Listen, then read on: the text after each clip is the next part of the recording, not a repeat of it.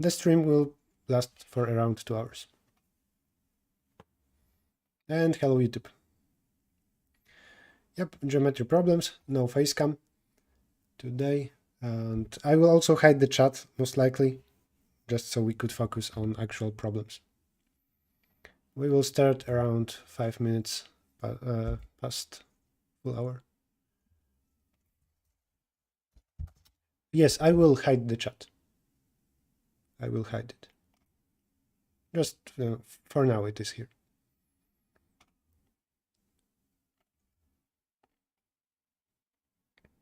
Which keyboard?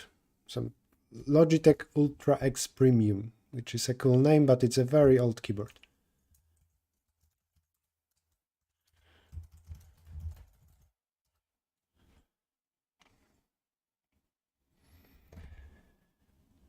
Hi there.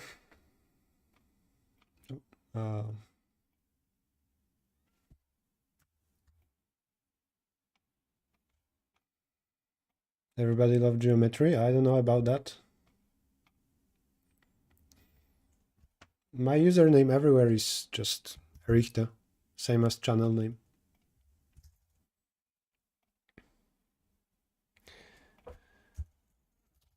Geometry, it is indeed my strong point. Is it favorite? Depends on the problem. Let me prepare something to draw. And then we can start. We'll start with, as I said, cross-product recap. And then we'll move to problems. I'm hiding the chat. All right. Now one more thing. If it's possible, I believe, to do this. I'm not sure if I like it. Maybe. We'll start like that, maybe we'll switch later. Tell me if this is like well visible. What is cross product? For those of you who don't know. If you know, if it's obvious for you what is cross product, still this stream won't necessarily be boring for you, because later we'll do harder problems. Well, for given 2 points, this one is what, 4,2, and this one is 1,5. Let me know if this grid helps or not. I can hide it. 1,5 and 4,2. Then cross product tells us 2 things: area of a triangle and which point is more to the left. More to the left when looking from the 0, 0 point. Now we care about this triangle, and cross product gives you twice the area of that, and the sign of cross product tells you if this point or this point is more to the left. And grid is very good. All right, cool. But can I actually hide it in the next tab? Okay, that's cool. Formula is x1 multiplied by y2 minus x2 multiplied by y1. And we will actually derive that. I will show you why it makes sense. Let's try to apply this formula here in this example. This is x of the first point multiplied by y of the second one. So 1 times 2 minus the other pair. So minus 5 times 4. This is what? Minus 18 in our example. And I claim that this is twice the area. This is twice the area of a triangle. So area of this triangle is 9. You can you can confirm it in some other way by computing area of this rectangle. That's 20. And is it always? No, not. So 20, and you can subtract those smaller triangles. This is 4 times 2 divided by 1. So this has area 4. This has area 4.5, I believe. And finally, this one is 2.5. If you get 20 minus those red numbers, you should get 9. Is it the case here? 7? Yes, it is a case here. But it is just to confirm that our computations make any sense. And Additionally, checking the sign here, negative versus positive, tells you if the first point is on the left or on the right. As x1 and y1, I took this point 1, 5. This is my first point. This is my second point.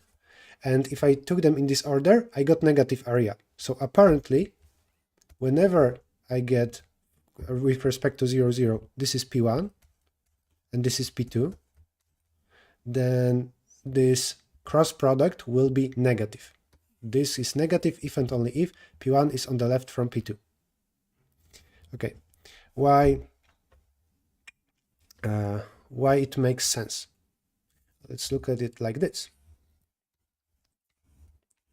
What's the slope of point xy? Or maybe I will want to put it higher, x comma y. Like, imagine that this is 2 and 5.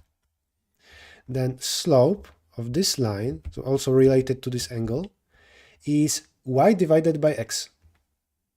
This has slope 2.5. If you have some other point, say this one, x2 comma y2, and let's say that this is 3 and 2.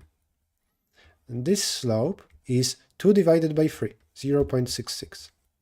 This slope is bigger, so this point is more on the left. But how to write this down with a formula? Y divided by x is greater than y2 divided by x2. Multiply both sides. Well, there's something tricky here because you might get, it doesn't work if x is negative. But let's say for now that we can multiply both sides by x's to get rid of fractions. Then we have yx2 greater than xy2. And let's move everything to one side. Let's say to the right side. I will get xy2 minus yx2 is smaller than 0. This is a condition when this guy is more on the left. And this is cross product. We will discuss CSES problems, but first this is cross product recap. This is exactly the formula that we used. This is why it makes sense. So this is how you can prove that sign matters. If this is positive, on the other hand, then you will have the other way around. The first point would be on to the right. And yeah, in terms of area, you would need to get some formula to compute rectangle area, subtract those three, reduce everything, and you will again get this formula. So this is called cross product of 2 points, x1, y1 and x2, y2. Very important. This app is called OneNote. Right. Let's use this knowledge to start solving problems. The first problem, and I think I didn't provide a link.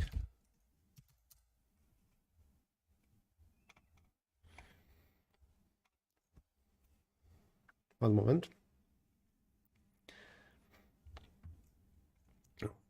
We are, by the way, done with first point of our plan, cross-product recap, and now we will move to solving problems. Link. Start with this guy.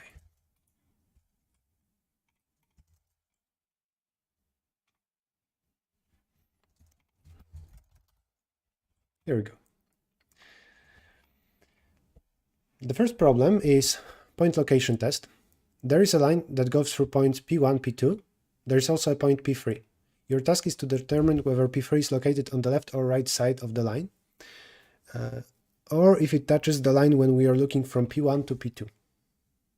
We just need to say left, right, or touch.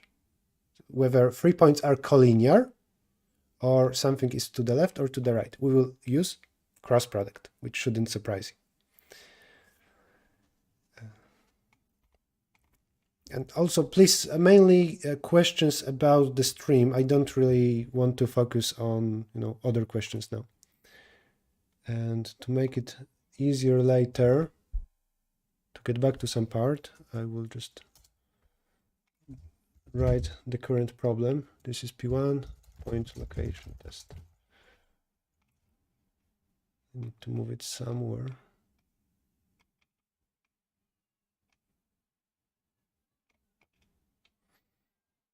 This should work most of the time. Maybe we'll make it nicer later on. Right, let's solve the problem.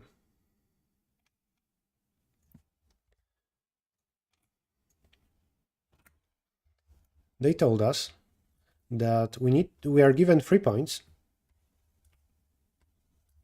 P1, P3, P2. Now we need to consider a line going through P1, P2. And they said, if we look from P1 to P2, so imagine that you stand there, you're an ant or a human, and you look there. Is P3 relative to this direction? Is it on the right or on the left? If it was here, we need to say on the right. If it is anywhere there, we need to say on the left. What will we say? And let's use an example of particular data. Let's say that this is point 3, 4. This one is 5, 10. And this is something more to the right. 8, 6, 7. Right? Then it's very useful technique to move everything, to imagine that one point with respect to which we take everything, that it is point 0, 0. I want to say that this is actually 0, 0. And, you know, I have this axis with coordinates x and y. Then everything kind of shifts by 3, 4. Like if I want 3, 4 to become 0, then with respect to that 5, 10 becomes 5 minus 3, a 2, and 10 minus 4, a 6. And 8, 7 becomes what? With respect to 3, 4, 8, 7 is 5, 3. Now we can forget about the blue values. The answer will be the same because we just shifted everything. The other way to look at it is if you want to say that with respect to P1, you're looking at P3, then this segment with direction is called a vector. Vector P1, P3 is what you get when you kind of subtract coordinates.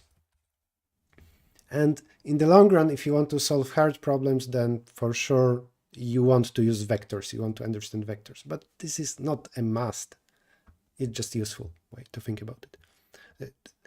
Thinking about vectors is equivalent to saying that one point becomes 0, 0. And with respect to this point, we are looking at everything else. So we need to subtract coordinates, and then it's about using our cross product.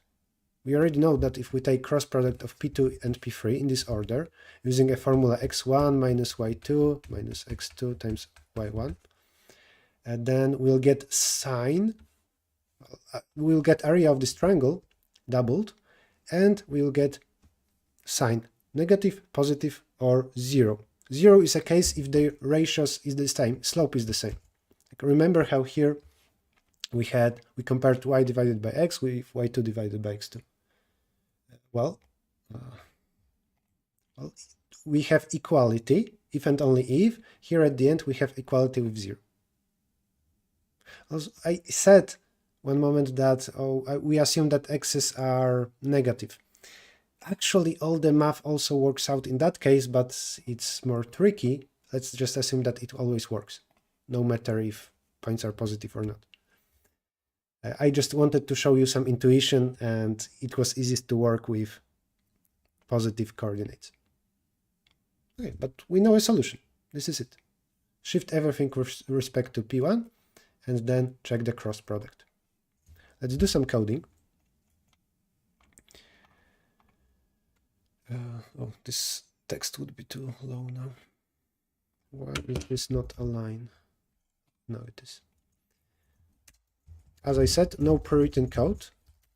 We'll start with something very basic here, and then we'll use a C++ struct to make it nicer.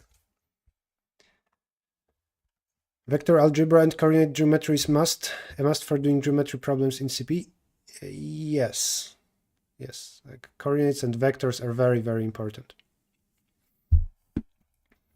Right. There are test cases in this problem, which is not really important.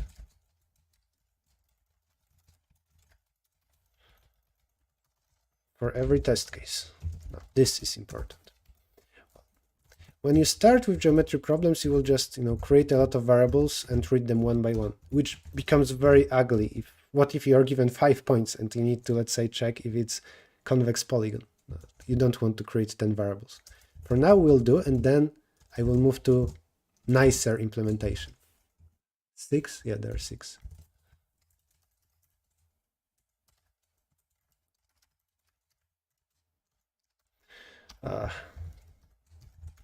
Very ugly. Maybe I should have used scene.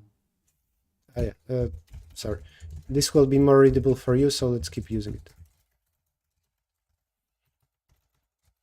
Scanf isn't really reading friendly, human friendly. Right, we read this. We subtract coordinates, and I can do it like this. With respect to the first point, P1, which has coordinates x1, y1, I need to take other coordinates. So one way is to do it like that, and then kind of be done with it. So whatever formula I will use, I almost made a mistake. y3 minus equal y1, right? And now those two coordinates of P2 and P3 are computed correctly with respect to P1. Now the cross product. X of first point multiplied by y of the other point minus the other way around. If this is negative, we already saw that then the first point is more to the left. What do we need to check? If we need to check whether P3 is located on the left side. I will use let's use a cross product. And be careful with overflows here, because I created ints. They will not hold product. If cross product is smaller than 0, then we saw a case. This means that P2 on the left from P3. But what we need to print is what's the location of P3 with respect to line P1, P2. Right? In this case, we say right, because P3 is on the right.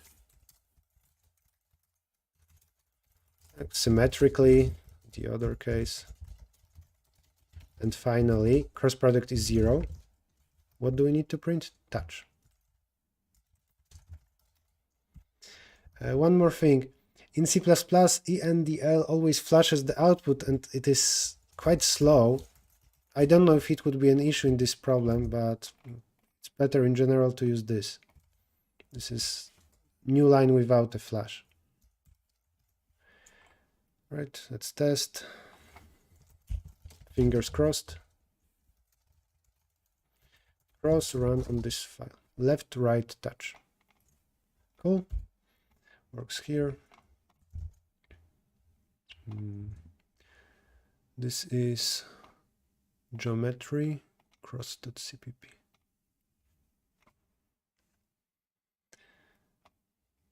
Accepted. We can move to the next problem. Oh, no, we cannot.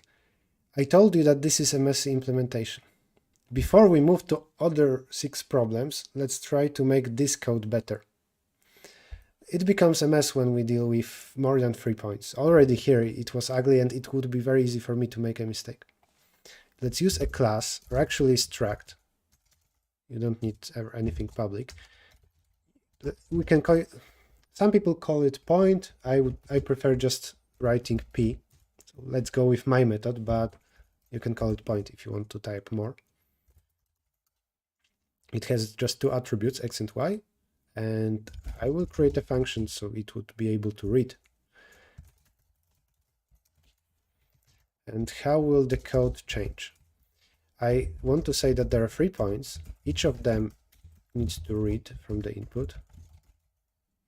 You could also read in constructor. And now some trickier C++ stuff. When implementing something, you can do this. This would be equivalent to what we did previously. And so on. That's fine. But even better, not to repeat that and make sure that you use proper coordinates everywhere, you can create a function here. And in C++, you can make it into an operator, like minus, to subtract 2 points. One thing is this. This creates operator minus, this is name of a function, and it returns minus. Like other point, name of other point. Return x minus b dot x, x minus b dot x, and y minus b dot y. This is a default constructor, so it returns a point. Like if you run something like this, point with coordinates 5, 3 minus point with coordinates 2, 2, you want to get point with coordinates 3, 1. Subtract corresponding coordinates. This is what happens there in operator minus. This allows us, after we type that, to do this. So much better than that, especially in the long run, especially if you always, I just copy paste this thing when I deal with geometry problems, and then I can immediately type that. And even better, you can also, let's make it void. You can also say minus equal what it does. You can do it like that. You could also here use this function. Doesn't matter too much. And then you can do that. Even shorter. It's nice to do something once to then speed up your work many, many times. Finally, cross product. Sure, we can write p2.x, p3.y, and so on. It will work, it will compile. Actually, let me finish because just a few characters away. This compiled gives still the same answer. But I usually override multiplication operator, a star, to return cross product. It returns long, and it does x times b dot y minus the other way around.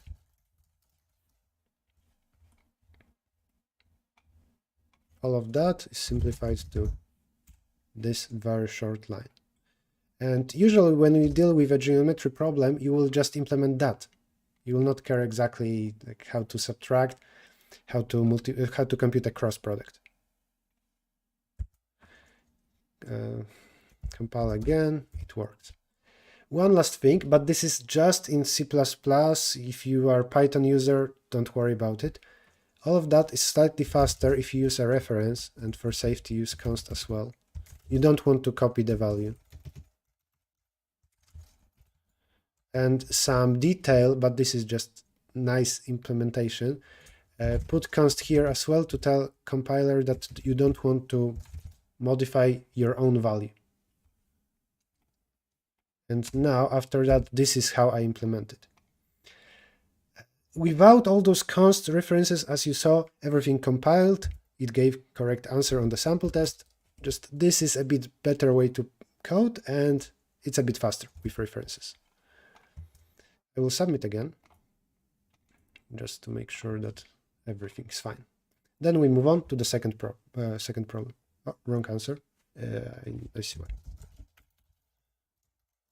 It's safer to make your coordinates just long in the first place. So here you can do long.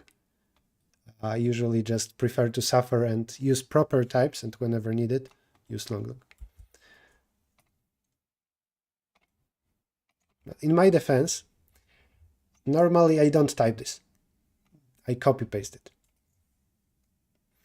Accepted now. And this you can have you can call this your geometry template, and then everything here is just very short. This is how you solve geometry problems. Cool. I will answer questions if there are some now.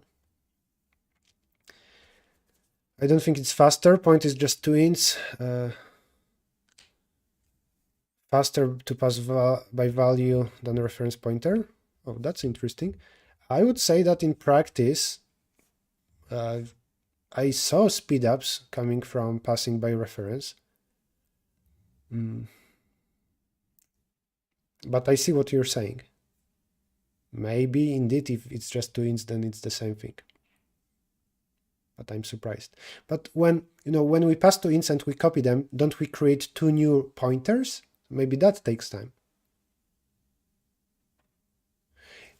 Previous question, isn't cross product result vector?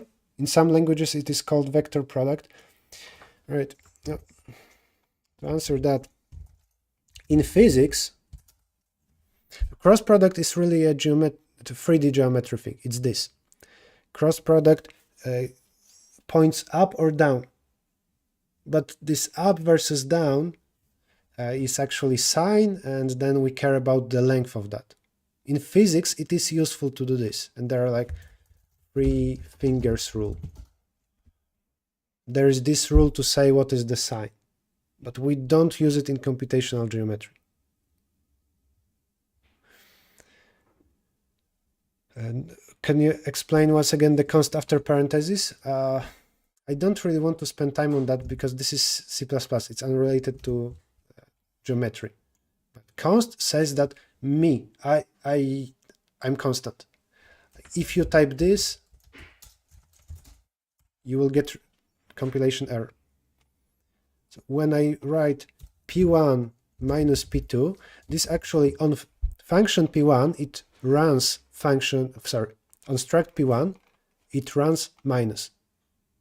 And this line would try to modify p1.x, but I'm saying no, I'm constant, just like he is.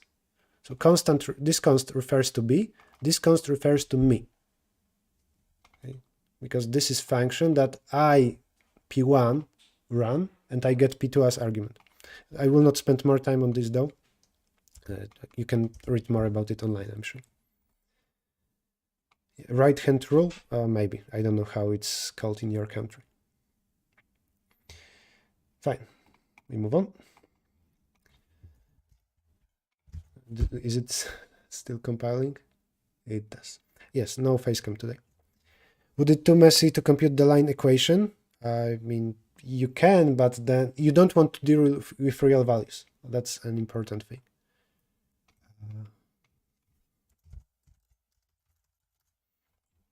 Now we move here.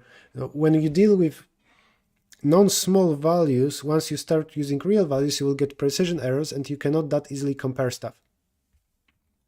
Like equality, checking if something is 0 on real values is a pain. Like what if it's epsilon? No, you want to use integers whenever possible. Second problem is called line segment intersection.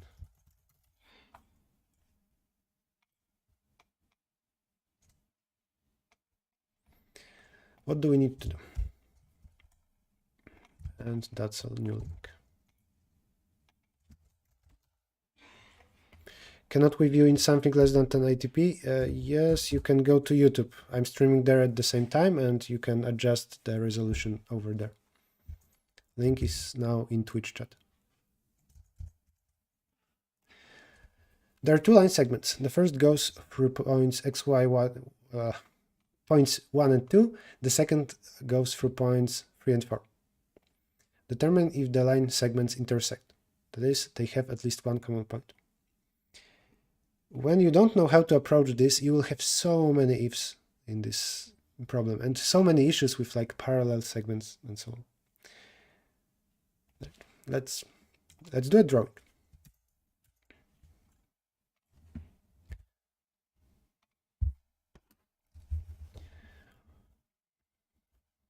Of course, I know a solution, so I know a good explanation, but I don't claim that I would think about it this way when I start.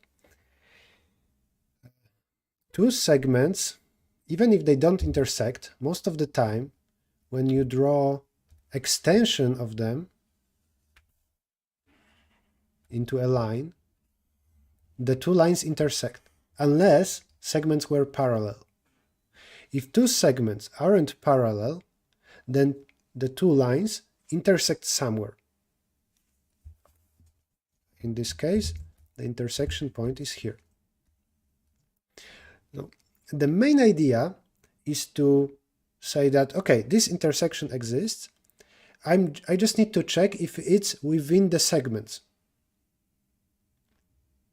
How to check if it's within a segment, within segments? Well, let's first focus on this line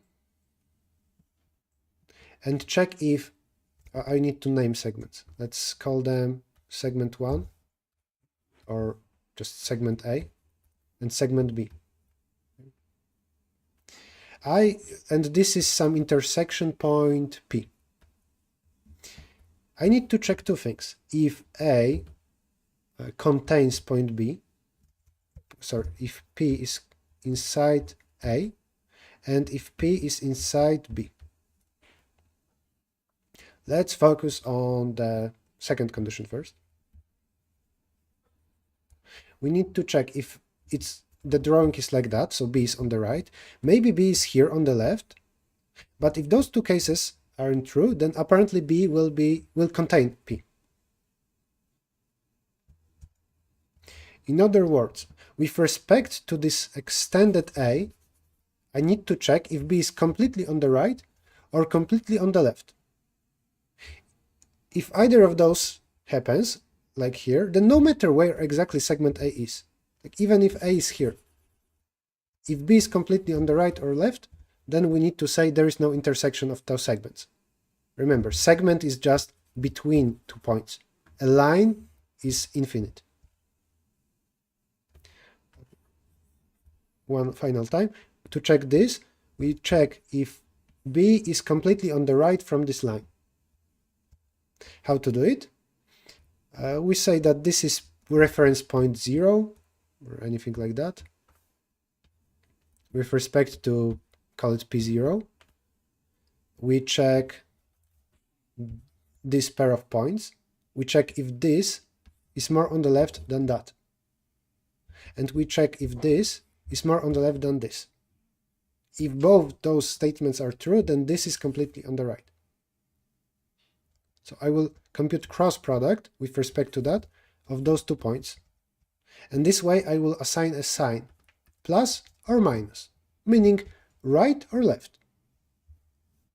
So let's say I did that. I computed this cross product, got area, and I got information that when I take this first and then this second, I got negative cross product. Then this first point got minus. Then I checked this point with respect to that, and I got minus indeed. Minus again. What does it mean? It means that with respect to P0, both those points, and with respect to that, both those points are in the same direction, and I need to say there is no intersection, because B is strictly on the right from the line.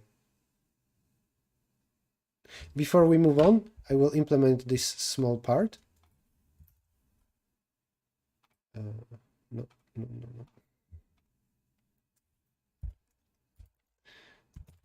This is what segment? I'm copy pasting the library, the template.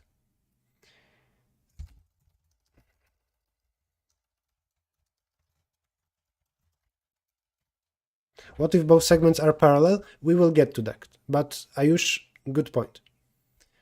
Can you use linear programming for this? I don't know what you mean. Like linear programming is something much harder. Okay, we read the input, we will do that later. But what happened? With respect to P1, we check P2 and we check P3. We will do this and that, those two triples. With respect to this first guy, I check if P3 is on the right than P2, and this as well. So sign 1 is P2 minus P1 times P3 minus P1. I will explain this line. Just first let me do the other one. P2 minus P1 times P4 minus P1. Doing this is equivalent, just one line version of doing like taking everything with respect to P1, assuming that P1 is 0, 0 now, and then doing stuff. but I can do it in one line. This is maybe one extra operation because I compute this twice, but it's convenient. Now I need to say if both are negative or both are positive, sign actually, it's not just sign, it's the whole value, but I care if it's positive or negative.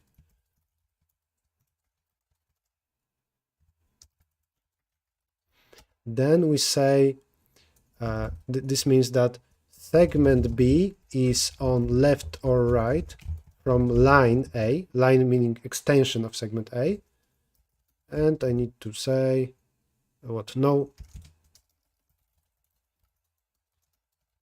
intersection. How could we solve the previous problem without shifting the points? We did. We shifted points. And we do it here just in one line instead of doing it previously.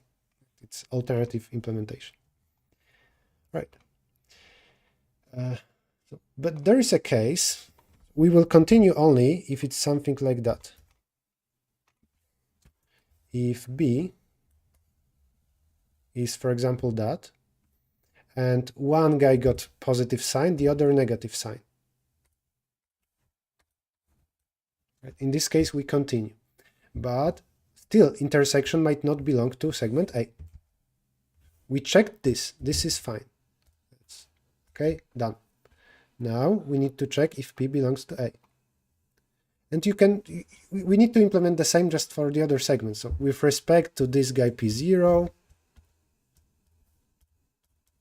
you need to take this one and check this. And of course, you can have twice very similar code, but we're smarter than that. Repeat twice, just a for loop that does 2 iterations. Do this and then swap. What do we swap? Swap the 2 segments.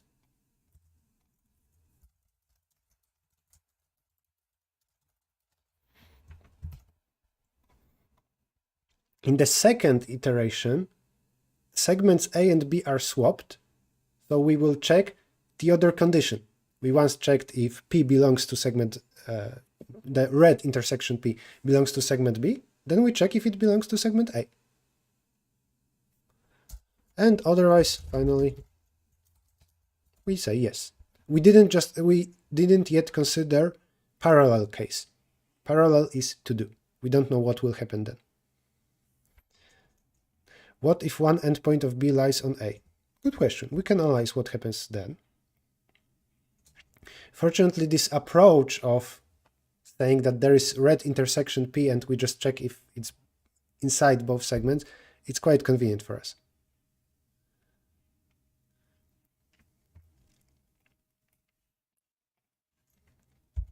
Right. Somebody asked what happens if something is exactly on the line. Let's say this is B, segment B is exactly like that.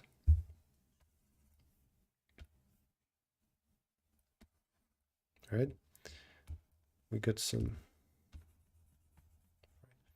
In this case, one endpoint of B will give cross product 0 with respect to those 2 points. The cross product sign is 0, but still we have intersection. I said that we check if both values are positive or negative to check if both endpoints are strictly on the right or both endpoints are strictly on the left. If at least one of them is here, then we say that P belongs to B. So this is still correct. Assuming that what I want to happen is, if this is the input, I want to say yes. They intersect. Indeed, they have a common point. Intersection means a common point, and they have a common point.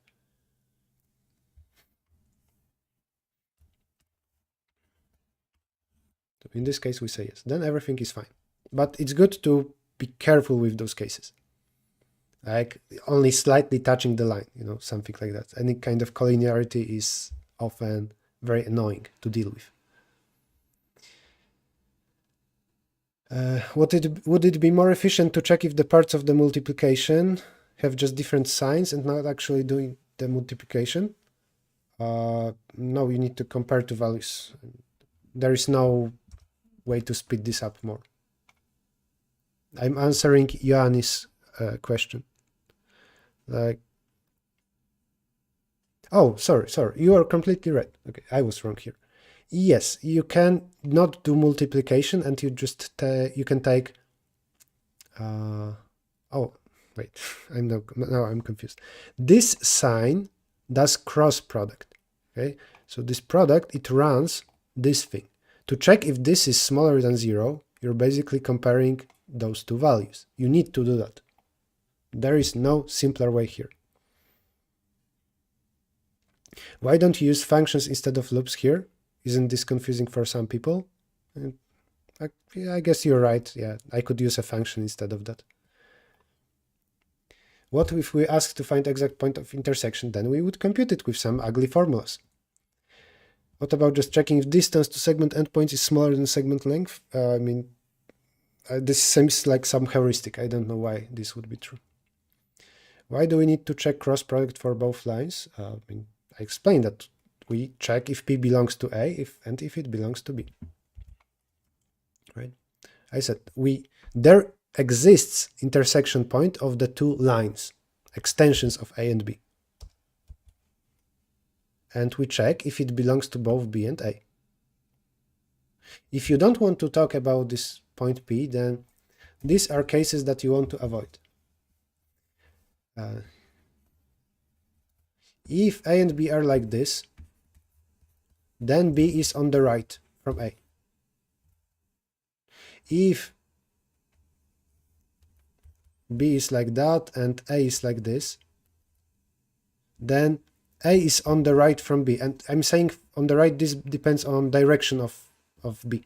Like if this is first point, P3, and this is second point, P4. The order is important. The point is, if A is completely on the right from segment B, then there is no intersection. No matter what case you draw, with like something like that, something like this, maybe some cases will be trickier, but if they don't intersect, you can expand one of the segments and say that the other segment is completely on one side. Because if you cannot do that, if for both cases, when you expand the line, you will see the intersection with the other guy, then it implies, and it was shown here using this trick, that the red intersection P belongs to both. How did we get P computationally? We didn't. This is a proof. One last thing is to deal with parallel lines. If there are parallel lines, then P doesn't exist, so my proof doesn't work. What are parallel cases? A and B can be like that, then no intersection. A and B can be like this. They are collinear. Everything is collinear, but they don't intersect. Or maybe A is like this and B like that, or a lot of other possibilities. This thing, one contains the other, and so on. I'm going to go with this logic. If the 4 points aren't collinear, then I say no intersection. Like in this case, the 4 points aren't collinear, right? But segments are parallel. So here I say no, and that's easy to do. And I need to distinguish those two cases. But let's start with this. How to check if two segments are collinear? For this, it's useful to think about vectors, to say that when I subtract P2 from P1, I will get this vector, kind of transition vector from this point to this one, P2 minus P1, and I also get this vector. And you know, two vectors are parallel if and only if they have the same slope. You need to compare if y divided by x is divided by y2 divided by x2. This leads to, again, cross product. Cross product of two vectors is 0. Slopes, always when we deal with cross product, in some way we compare slopes. just in smart way without division, so keeping only integers. So to check if this is parallel to that, we take this vector, so p2 minus p1, we take this vector, p4 minus p3, and we check if they are parallel, so collinear, meaning the cross product is 0. So let's implement this easy part. So in parallel case, if p2 minus p1, p4 minus p3, if this cross product is 0, two segments are parallel. And what do we do? If the 4 points aren't collinear, like this is not, if this is the case, we need to say no. Otherwise, it will be one of those two cases. Then it's enough to say if with respect to p1, p3, let's say, if this is not 0, this means that p3 is not collinear with p1 and p2. And now I would say, I don't know if you agree, that all of that becomes a bit tricky to write and it's hard to understand every line. So let's make a helper function cross. It's maybe a bit confusing, or triangle. I don't know. I'm not sure about a good naming. I will explain what it does.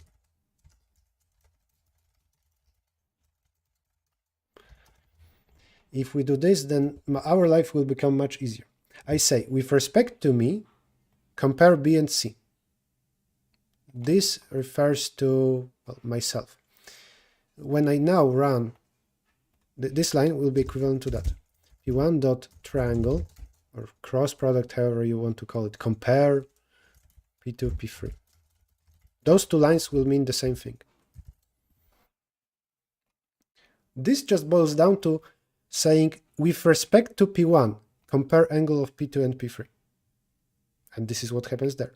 Both B and C, the two arguments, I subtract from myself. So this function will just do this. You're given with respect to P1, P2, P3. Like look from P1 to in both directions and say which one is more on the left. And also say area of this triangle.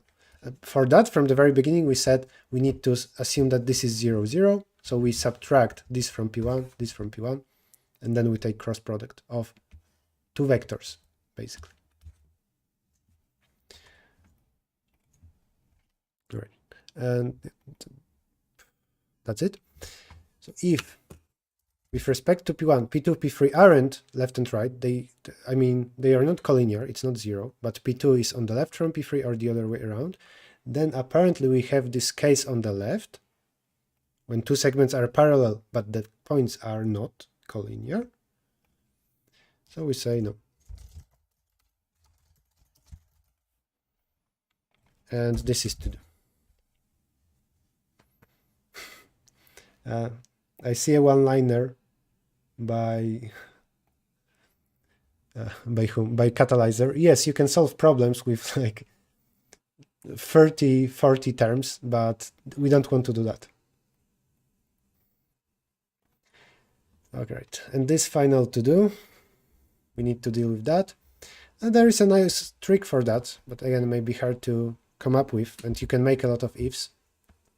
To say if you have 4 points and they are collinear and they create two segments, only in this case they do not intersect. In any other pairing, like this with that, they do intersect. I curved segments only for you to see the segment. And this case is easiest to check by comparing x coordinates. This is x1, x2, x3, and x4. Then x2 smaller than x3 means that this segment is on the left. If you do something like that, you're crazy, because there are so many possibilities here. Like, what if they are vertical? Then comparing x's isn't a good idea. But what fortunately works is to care about bounding box. bounding box of 2 points denotes, well, vertical and horizontal lines that enclose it. And for any group of points, this is just a general technique. For any group of points, you can compute the bounding box by finding maximum x, minimum y, and maximum y. And now two bounding boxes are disjoint if and only if those two segments are disjoint, and it's enough to say that those two bounding boxes are disjoint. So instead of this, we do something more general. Max of x1, x2 smaller than min of x3, x4. Say something like that. Right. That's the idea. I will implement exactly what needs to be done here, but the proof of this part boils down to looking at bounding boxes. Because we don't know which segment is more on the left. The case can be, the drawing can look like this: x1, x2, x3, x4, and also y's. In this case, it's stupid to compare x2 smaller than x3. You need to know the orientation. But this works kind of no matter what. And yeah, to check if two rectangles are disjoint, so two bounding boxes, you need to check if x is smaller than x, but this is not enough. In this case it isn't, or y is smaller than this y. I will now code it and then get back to drawing to explain. Max of p1.x, p2.x, if this is smaller than minimum of p3.x, p4.x, then for sure it's disjoint, because apparently one segment is completely on the left from the other. Or, and now for the first time today I'm copy pasting, I think it's for the first time, or this. Now this way we checked if the first segment is completely more to the bottom, and also there are cases like the other way around, and I can copy paste and change p3, p4 and so on, but again I'm not going to, because that's ugly. Instead repeat twice. If this, no intersection, and after checking this, swap the two segments. If nothing was detected, then yes. And now it's done. Oh yeah, I need to make it compile. Maybe now it would be better to make it into an array. Make a for loop. I don't have main. Main I will copy from the other.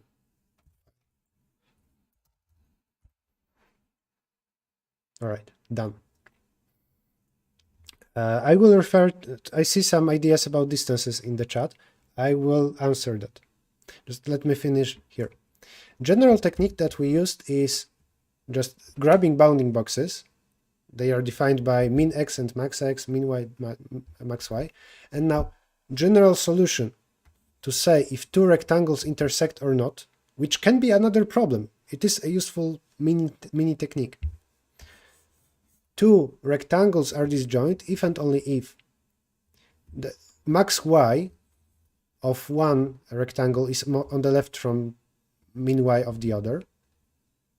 So y2 smaller than y3, kind of.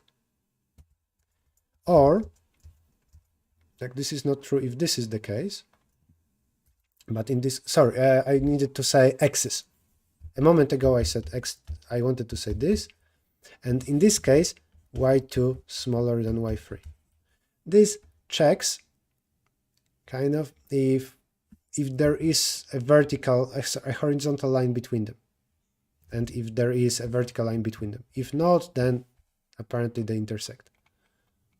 Like that. There are other ways to look at it. And also I don't claim that this is the only solution for the problem, but it's one of many. This is check if two bounding boxes intersect. Now I will answer chat a little bit. Complex library from C++ is slow. So, interesting fact, C++ complex library is slow. Don't use it for non-easy problems. Somebody wants to compare distances. I mean, you don't, well, you for sure there are alternatives to this, but notice how computation light this solution is. I don't compare any distances. I only compare, like, cross product is fast because it doesn't use any division, so it's just elegant. You can do everything in geometry with cross product, almost everything. I don't really want to figure out if your if is enough 20 pixels, maybe. Onion apparently found a counterexample. I don't know. Yeah, you don't want to have a lot of ifs. Summary of my code is this. If two segments are parallel, then if they are not collinear, one segment is next to the other, then we say no. Otherwise, we need to check if bounding boxes intersect. And you can do it in different ways. This is not a hard problem, it's not geometry. You given two rectangles, check if they intersect.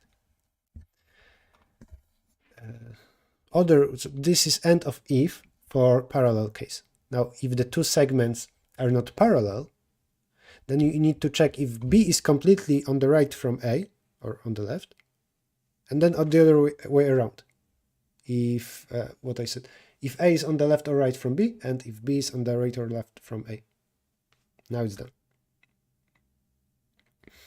Of course, the problem could be easier. They could say nothing is collinear. Then you would have just that. By the way, imagine how ugly this code would be if we didn't have pre-written functions for minus and for times. And let's indeed start using triangle. Again, triangle is with respect to me, check 2 points. Say P1 triangle P2, P3. With respect to P1, checks if P2 is on the left from P3. Then cross product will be negative. Want to explain again cross product and its logic? Well, I did that at the beginning. I don't know how else I would describe it, so I guess my suggestion is watch the beginning again after the lecture. It can be on YouTube. So very shortly, just for like a minute, is what cross product gives us. Doesn't matter how it works internally.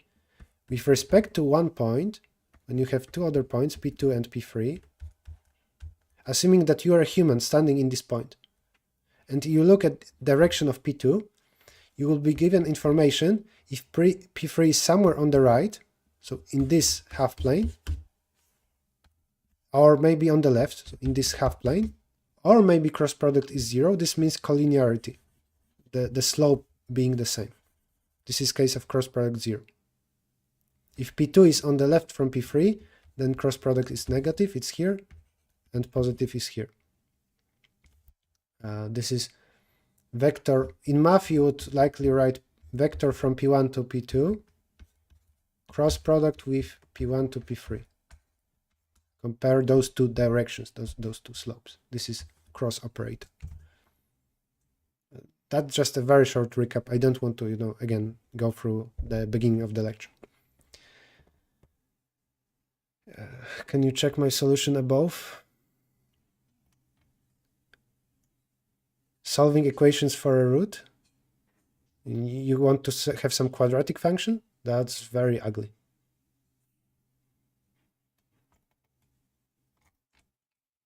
Or it's root of something else. Therefore, the beef. What about this? If you have more questions, I will later on YouTube, below this stream on YouTube, you can ask them in comments, and I will try to reply to them. it will be hard now for me to go through everything.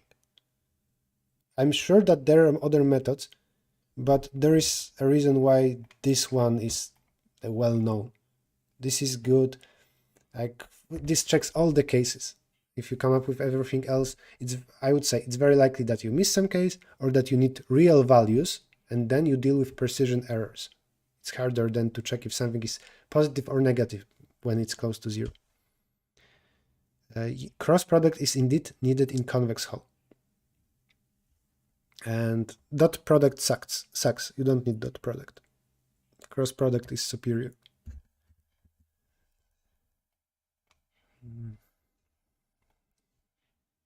How the swap will help us? It depends in which part. As I went through the code, I described what I'm doing. In this case, I wanted to say, to check if the two rectangles intersect, I wanted to detect a case where they don't intersect. This line says, rectangle, let's call it rectangle A, on left from rectangle B, or below from rectangle B.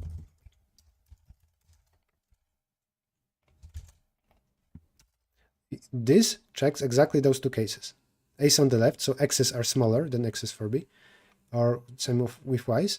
But this is not the only case where A and B are disjoint. It can be the other way around. A can be above. So you can copy paste this and make another if. What I did is I swapped the two rectangles A and B. Maybe this code would be a bit nicer with a function.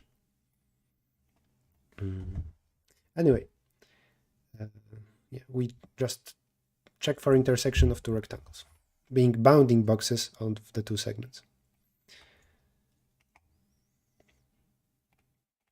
And as a disclaimer, I'm not 100% sure if this is the easiest method. I'm quite sure that this is the easiest method for a non-parallel case. This is how everybody do it. For here, maybe there is something slightly easier, but always in geometry, expect some pain to deal with parallel case. Now I really hope that I get AC with this.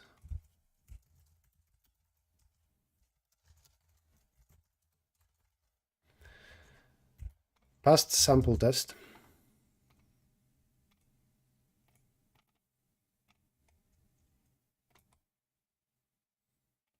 All right, nice. We can move on.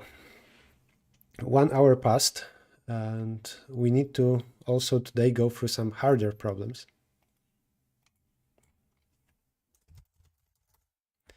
Now polygon area. If we go very slow, then maybe I will split this stream into 2 parts, but I would prefer to do everything today.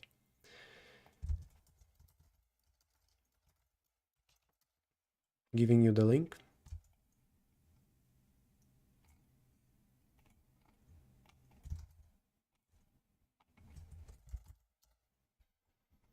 That's the third problem, polygon area. We already know that we can compute triangle area. Actually, the function triangle in my code, this one, it's enough to now say P1 dot triangle P2, P3. Now absolute value of that to ignore the sign. And I told you a long time ago that cross product is twice the triangle. This divided by 2. This is area of triangle. Exactly that. But we need to deal with polygon. And first let's assume that polygon is convex. If we know how to deal with triangles, and you need to compute area of polygon, you can fix one point, let's say one of the endpoints, let's say, or maybe first. You can take some point inside, draw those segments, and say that area of polygon is the sum of those 5 areas. It isn't easy though to choose some point inside a polygon. So step better, a little bit better. take one arbitrary point of a polygon, draw those lines to everything other than your neighbors. The number of lines drawn will be n minus 3, everything other than me and my two neighbors. And say that you take some of those areas.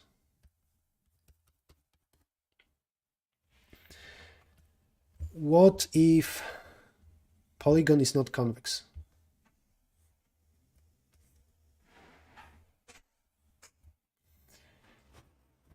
This is very magical, and you can either believe me or you can understand. And we will first, let's go with believing. I will tell you that with respect to any point here, let's call it P1, then we have P2, 3, 4, and 5. The same code works for non-convex polygons. That is, here from P1, first we looked at P2 and P3, and we took the area of this triangle, right? Same thing here. We add to the answer that. Then we add to the answer this area, 3 and 4. And then, watch out, we subtract. Area of 5, 4 should be subtracted. Fortunately, we don't need any ifs. Cross product will already give us positive or negative area, and we just should take it and not use absolute value. If we indeed go like that, so if points are given in clockwise order for the polygon, then whenever you take a cross product of P2 and P3 like that, in this order, you will get some negative value actually. Okay, so let's say that this first triangle gave us minus 30. Then this second one gave us minus 50. Then this one, it would be positive because 4 is on the right from 5. Let's say that it is plus 12. And is there anything more? Oh, no, that's it. The last one is between 4 and 5. Here, the last one is this. The answer in this case is that our sum of values is 80 minus 12, that's minus 68. And the answer is 68. You need to take absolute value at the end, not for every triangle. If you take 30 plus 50 plus 12, that's wrong. You need to take values given to you by cross product with sign, sum them all up, and then the meaning of sign here is this. 68 is exactly area of polygon, while minus will tell you if you went clockwise or counterclockwise through polygon, if you ever need that. In this problem we will ignore it. At the end I print absolute value of this. One more way to look at it is that with respect to any point P1, when you already covered some part, then you already keep area of this. When you move forward, then you add area of a new triangle, possibly sometimes subtracting. And then, yeah, you might subtract, you might add again. Like the polygon can look very crazily. Let's say that it looks like this. You know, it's not easy to believe that if this is the case, of course, assume that every small segment is a segment. It doesn't have curves. But this is a polygon, not convex, but it is a polygon. Why does it still work? How to feel more convinced about it? This would be a little bit better with real-life experiment, but I don't have sand. Imagine, though, that there is some sand here, right? And there is a pole or anything like that, some kind of nail, and you have a broom.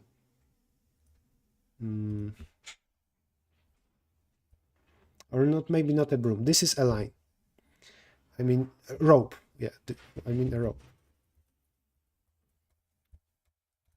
And you're a human, you stand there, and you keep moving. Whenever you move to the right, looking from nail. Then this rope moves alongside you, and it is elastic. The length changes, it adjusts. At some moment rope is here, then it is here, it is there, and so on. And now this area that you covered, let's say that you even out a sand. Like then after you move, this sand is smooth. Smooth sand. But here's the thing. This rope is actually not symmetrical. Imagine that this is a rope. And when you move to the right, it's very nice, because here it has some nice material. But actually in the other direction it has spikes. Should I move it like that? Maybe not. Okay. So let's say that here it has nice material. When it touches the sand there, it's nice. But whenever you move to the other direction, it has spikes, and it makes sand not smooth. Those are spikes, right? So then, whenever you now move to the left, you will destroy some sand. In this case, let's say this one. And this way you will cancel nice sand and make nice sand. I know it's quite crazy analogy, but eventually you need to understand this. Let me write this down because this is very important.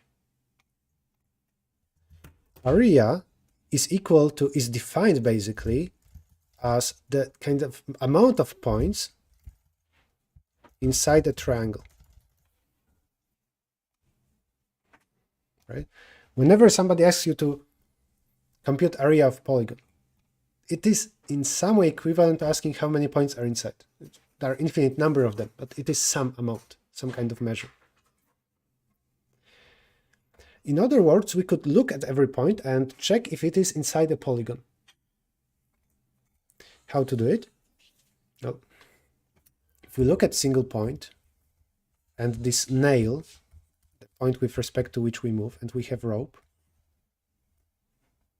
and we are here, you can for a single point investigate what happens with it.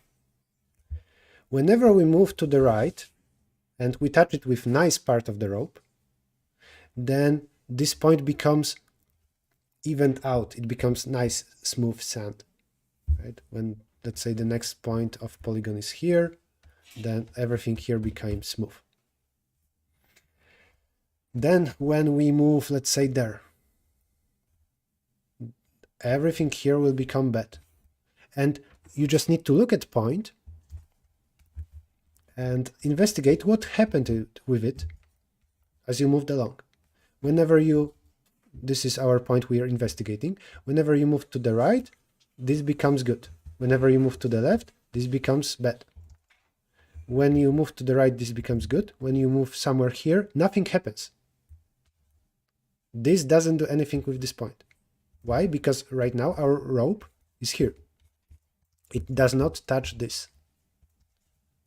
So this surprisingly, this interpretation with a rope correctly understands when we say point is inside a polygon.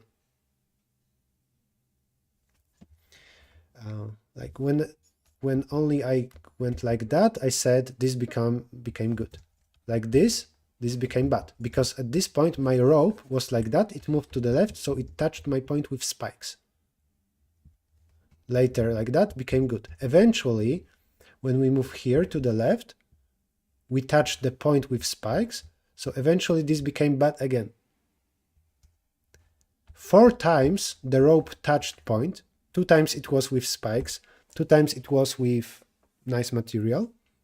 So at the end, this is not nice, not smooth, meaning not inside the polygon.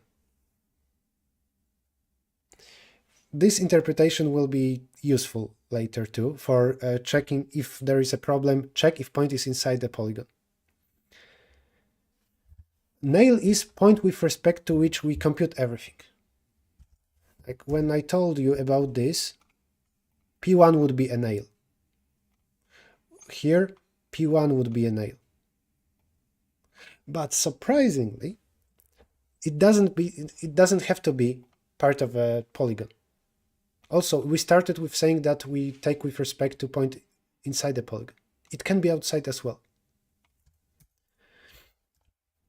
So this nail doesn't need to be inside a polygon or anything like that. It doesn't have to be part of a polygon. So when this is nail, or in geometry point 0, 0, and then we investigate this, let's say just 4 points. We can start from wherever. Let's say this is the first point, and then we move there. So our human starts here, has this rope. The rope, we moved with rope to the right.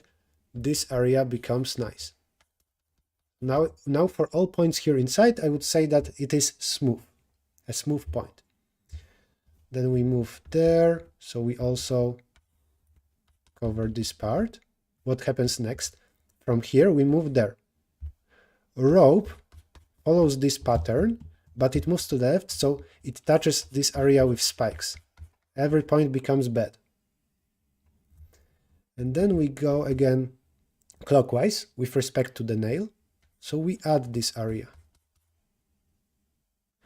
Everything here was once subtracted, once added, or in terms of rope, it was once touched nicely and once badly with spikes, so it cancels out. For any point here, we would say that it becomes once bad, once good, so it's neutral, like any point here outside. It is outside. And for this just green area, it is area of a polygon. Everything inside the polygon, it was touched nicely more by once than touched badly. And this explains another very well-known algorithm. When you want to test if point is inside a polygon, and this polygon can really be crazy. I can even draw such a case that it will be hard for me to say if it's inside or not. Now I don't know how to finish the polygon. Sorry.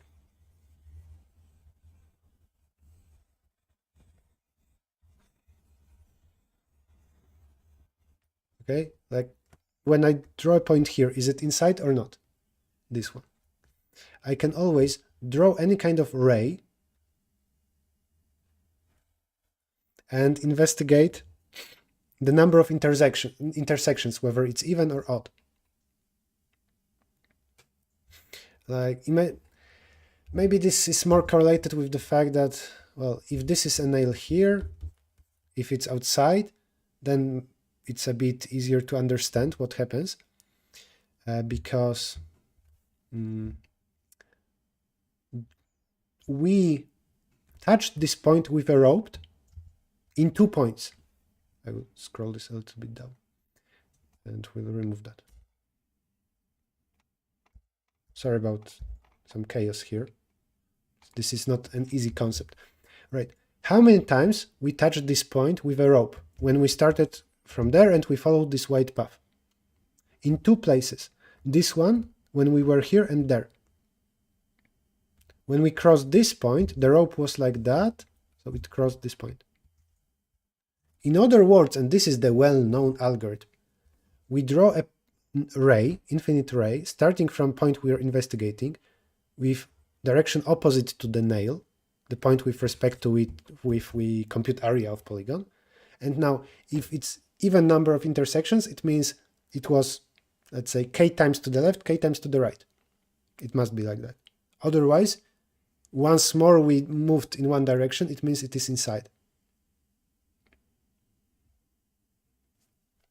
So whenever you see the algorithm to check if something is inside the polygon, and you use the algorithm by counting number of intersections with polygon with any kind of ray, this is equivalent to saying that the nail is here. Nail. Actually, it doesn't need to be inside. Everything I said would be equally true if it was here. Maybe this is point, not really a square. Nail is here. And then whenever you intersect here, here, there, something will happen with this point we're investigating. Right, that was a long tangent. How to compute area of polygon? We will, that's easy. With respect to 0.00, because it's easiest to work with respect to 0.00, I will take cross product of every two consecutive points in a polygon to add or subtract area of triangle. This will be taken with one sign, this will be taken with the other. So when I say, I look at these two consecutive points, their cross product is, let's remember, area of this triangle. And sign will tell you automatically if it's left or right, like if you should add or subtract. I'm aware of the fact that in explaining all the logic was like 10 times slower than now time needed to code it.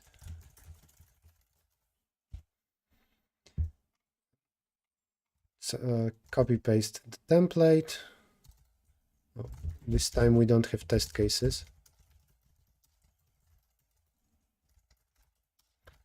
We need to read n points, create a vector of size n, iterate over every point p and read it.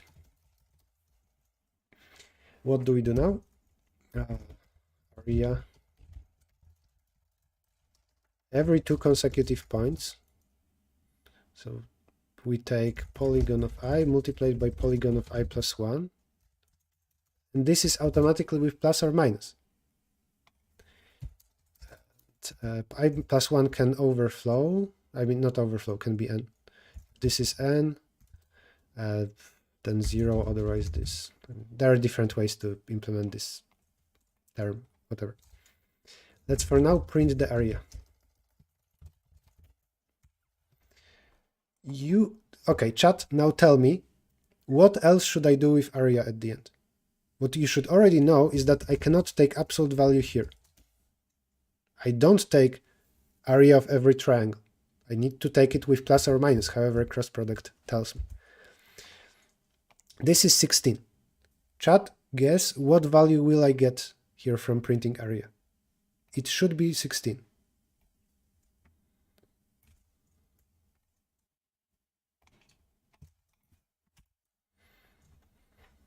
We have 8 and 32 in the chat. We got... I'm confused.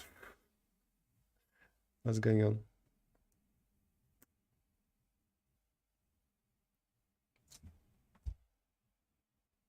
Oh, okay, sorry.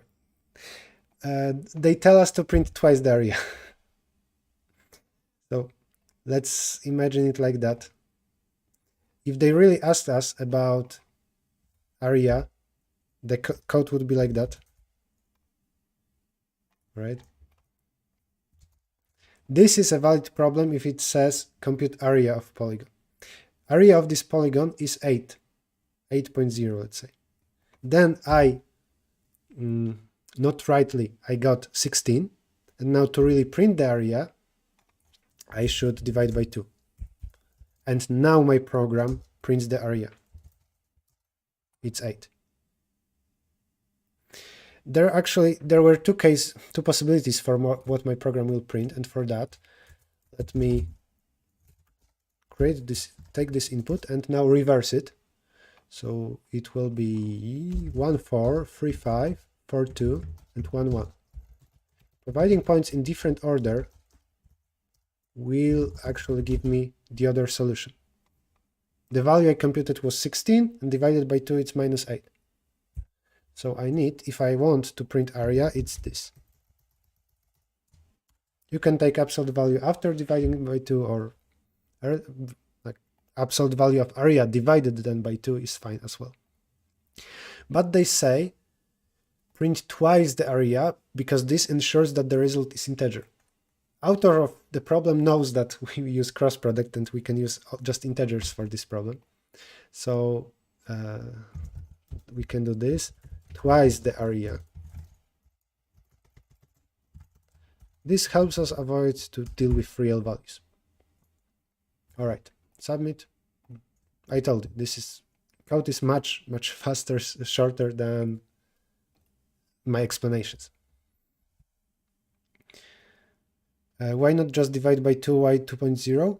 Because I want real values. I will show you a case where dividing by 2 doesn't work. Let's say that I need to print area.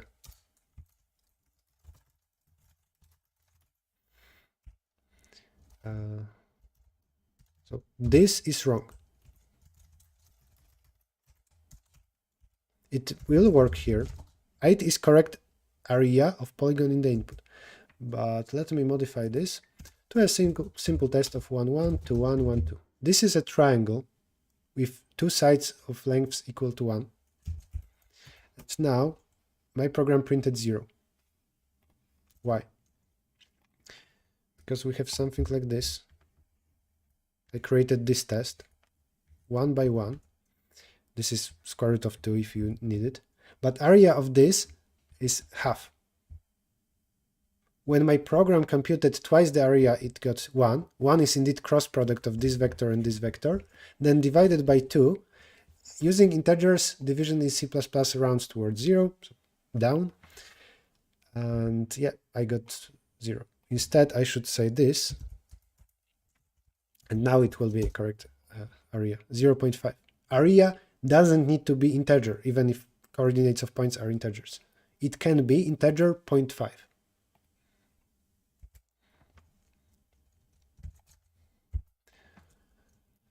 Fine. We move on. I have a question, then ask it.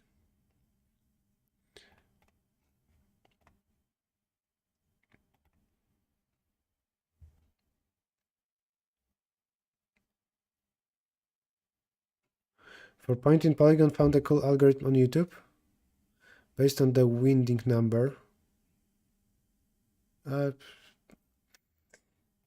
There are a lot of cool stuff in geometry, and I don't have time to talk about everything. I believe you that there are other alternative interesting stuff, like winding number. I will not check it out now, but you are all free to later see other solutions. How does one find these problem sets you are working on? This is CSES website. It's a website with a lot of categories and basic problems. Point and Polygon, we already know how to deal with.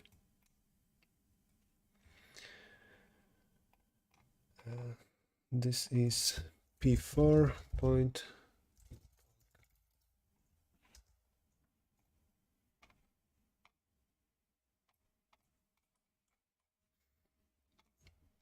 Not point.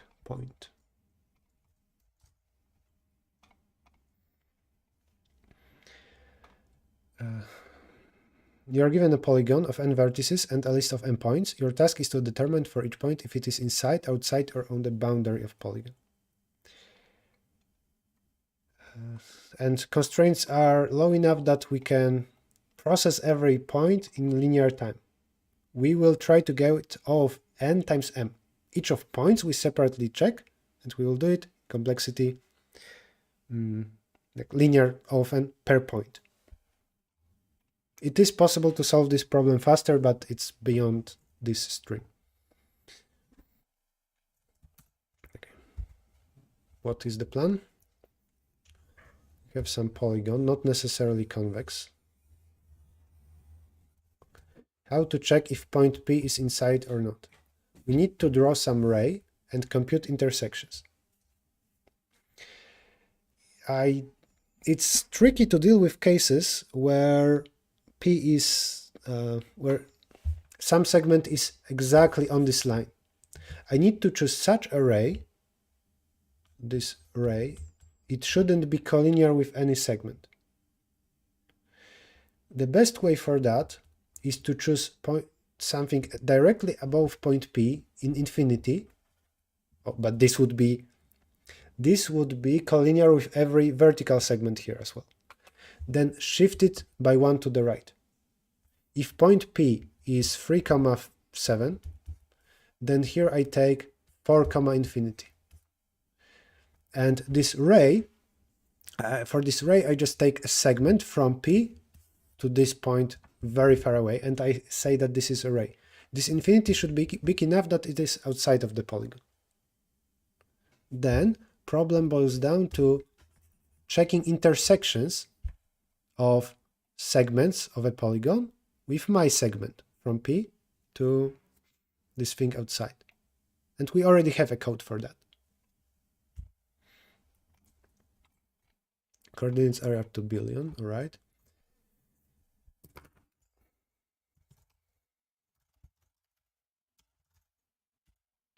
Inside, I'm copy pasting the template we already have, and this thing. This should have been a function returning true or false.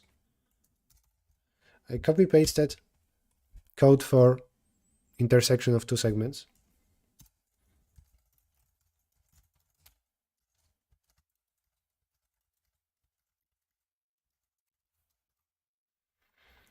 Return false. Return false.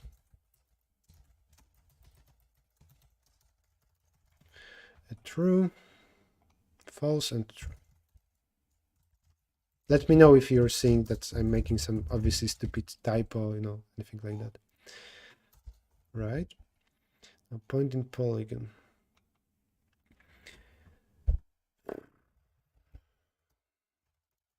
Read the number of points in a polygon and the number of points, a number of query points.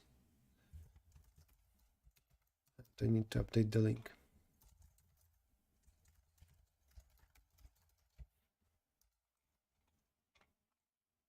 If you want to open the problem, here's the link.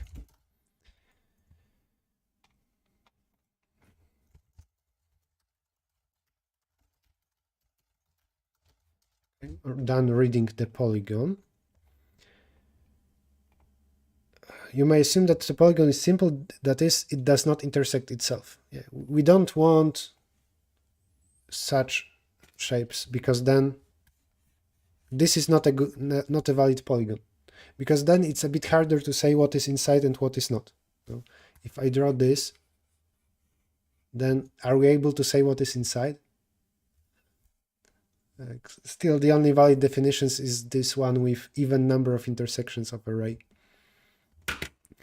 Now, for every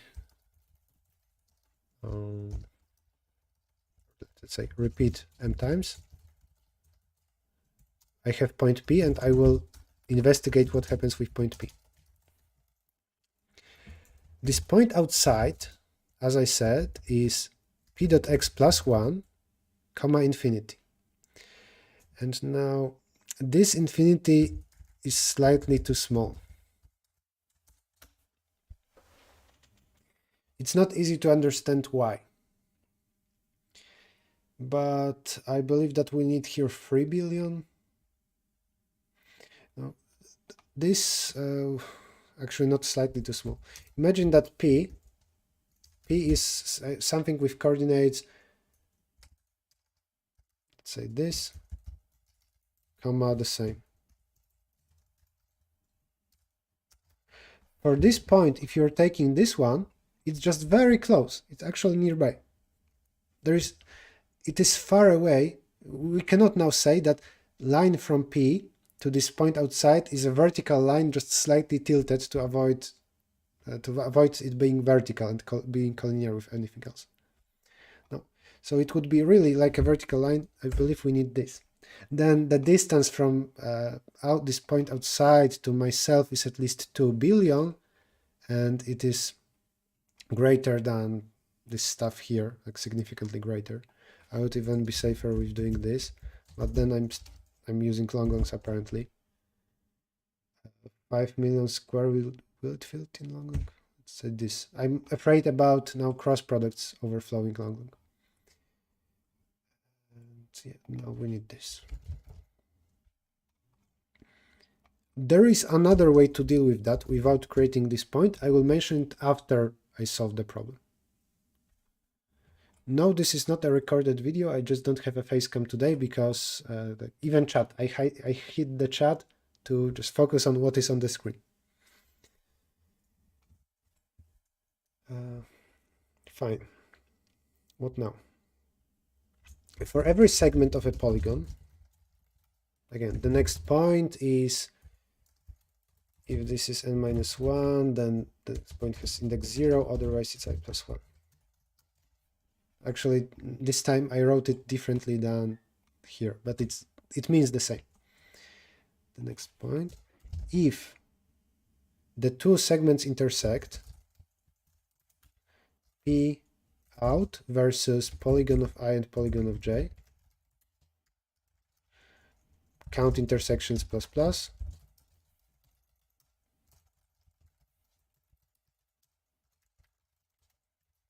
if it's even, it means that I'm outside, because I was made smooth and then bad with spikes, like with arrow, remember? So now we say outside, else inside, and here we just didn't care about case exactly on the boundary. If it was guaranteed in a problem that inside never happens, boundary never happens, then this is a correct code, I believe. And it is correct because I got inside and outside. I don't detect boundary correctly. But boundary, how to do it, is on boundary is true, false. Here I will do, if point P is on the segment, this one, then I detect that it is on boundary.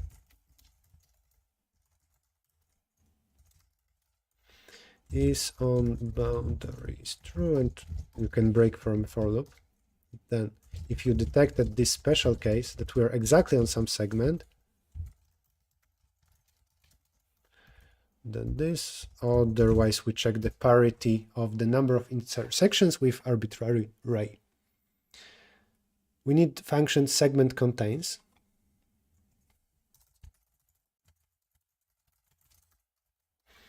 If this was some kind of on-site class with students, then I would now ask them to do it. But streams are still a bit less interactive, even though you can ask questions, but it isn't convenient to read 10 answers. But we get some easier subproblem where we need to check if segment AB contains point C. If you remember what was happening earlier, we did almost the same when checking segment intersection. But this is such a simple problem that I will not even copy-paste part of that code. I will just say that ABC must be collinear, and I need to deal with such a case where C is outside. Right? Even if ABC are collinear, and this is the case, then that's bad. So if collinear and C is between them.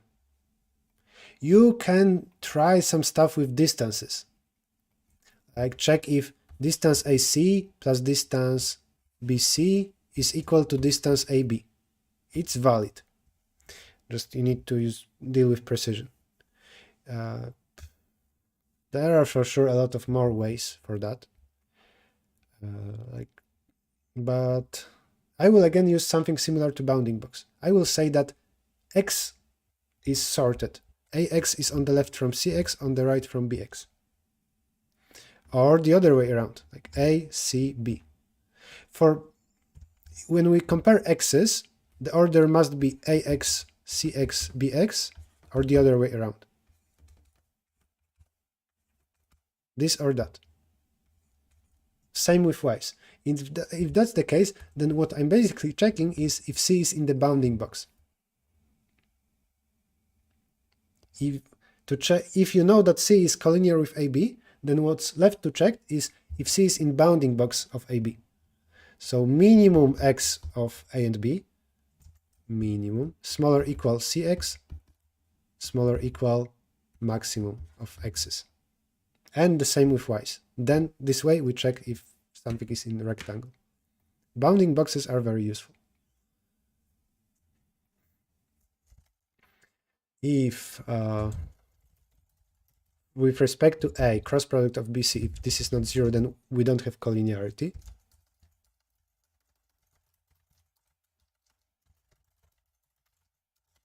And otherwise, return the fact that min x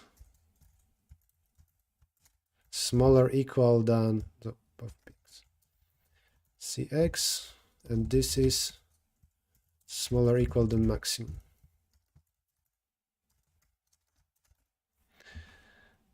And same with y's. Now I'm copy pasting. Sorry about that. Sometimes you just implement too much if you try to avoid copy paste.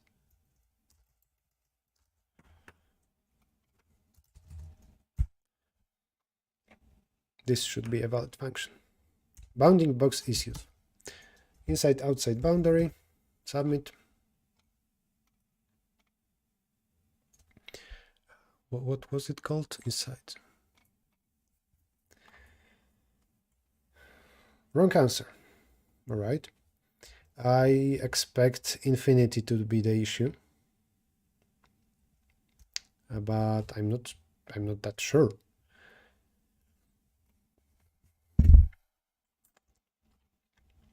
Okay, well, I will first read this function again.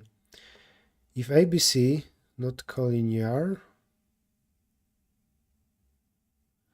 and here we check if minimum x small equal c, x small equal maximum, minimum y, cy, maximum y. Checking x shouldn't be enough as we are checking collinearity. It is not enough because there can be vertical cases. Never assume that x coordinate is enough. Consider this, A, B, C. Our inequality for, for x's will say, if you ignore y's, then here you will detect this as C belonging to interval AB.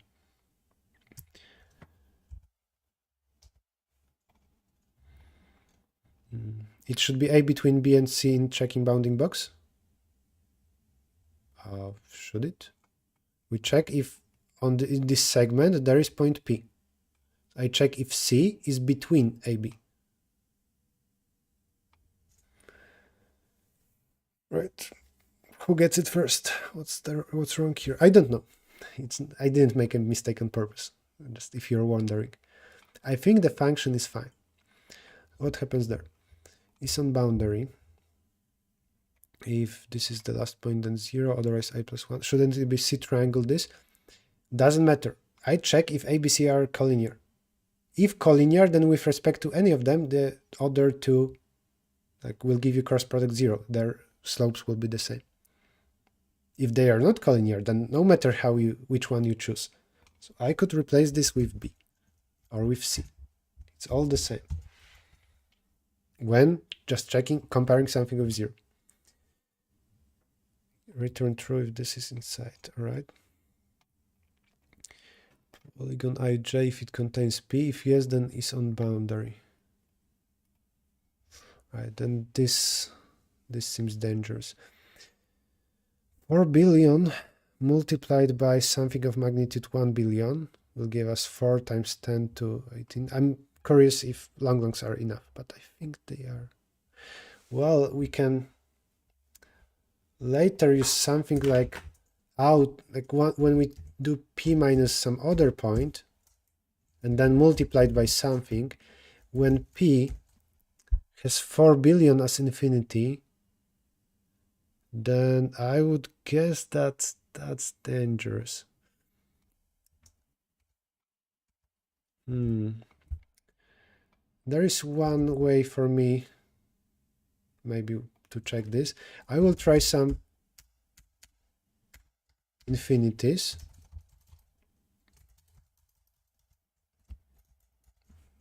I'm not sure if this is enough. Those are 4 infinities. Should they be in order? They are in order.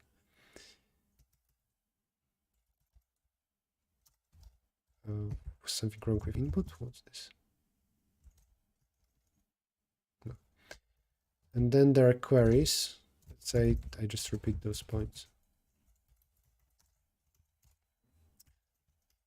If I get any overflow, yes, I see it in red. That's great. 5 billion multiplied by 2 billion. That's an overflow on long longs.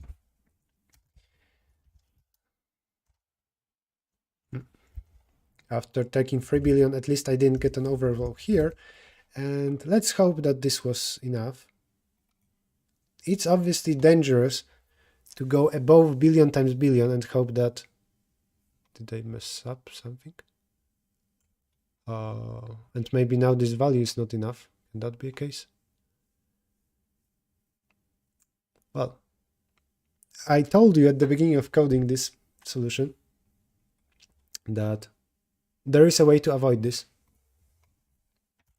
And apparently we need to use it. Let's check sample test. Maybe I messed this up completely. Or maybe just 3 billion is not enough. You submitted the wrong file? Did I? Yeah, I print. All right, thank you. Thank you. Inside. Thank you, chat. I would waste a lot of time now. Accepted. So it's good that we're not wasting time debugging a correct solution. Again, this, and I believe that 1 billion here will be wrong. And I told you why. It can be very close to our point. I think this is wrong submission. It isn't.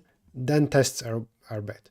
I can come up with a test where a point is very close to billion. Actually, there is hacking feature. So I invite you to take this last submission of mine, the one, this one, with at this timestamp, this ID if you need it, and try to hack it. Maybe then it will be added to all the tests. A few words about alternative implementation. What can we do to avoid taking this arbitrary point at infinity? As I told you, what I want to achieve is get any ray from this point P that is not collinear with anything. Because you don't, it's tricky to handle cases like that. If you took this ray, then we always assume that we move to the left or to the right. We didn't say exactly what happens in this case, and it's very ugly. You don't want to deal with this case. If your ray contains some segment, that's terrible. I always, and that's in real context, what I do in ICPC when I have such a problem, then I imagine that I have a vertical ray, but actually it's tilted to the right by epsilon. And I don't create any point here. I just imagine that. Then what happens is, if you, for any point, when I deal now with some segment, AB, for A and B, I need to decide if they are on the left or on the right of this thing. And I say this: everything here, including the line, is on the left, and everything excluding the line on the right is on the right. What I do in code is I check if, with respect to P, the cross, or we called it, I think, triangle. Oh, not even that, sorry, I'm overcomplicating. I check if A dot x is smaller equal than P dot x. Then I say A is on the left. If same with B dot x, then left. If both are true, left. If both are true, then the case is like this.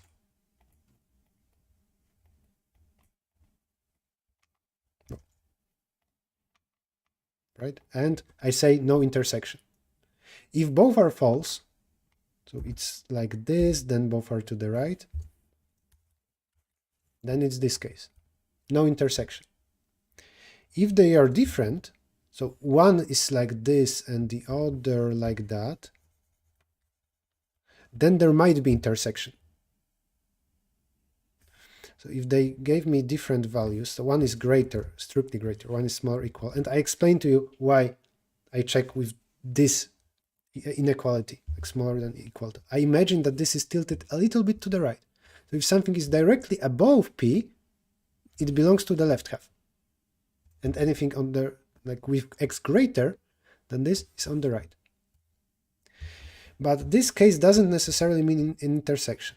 Maybe, for example, this case will indeed have greater and smaller equal.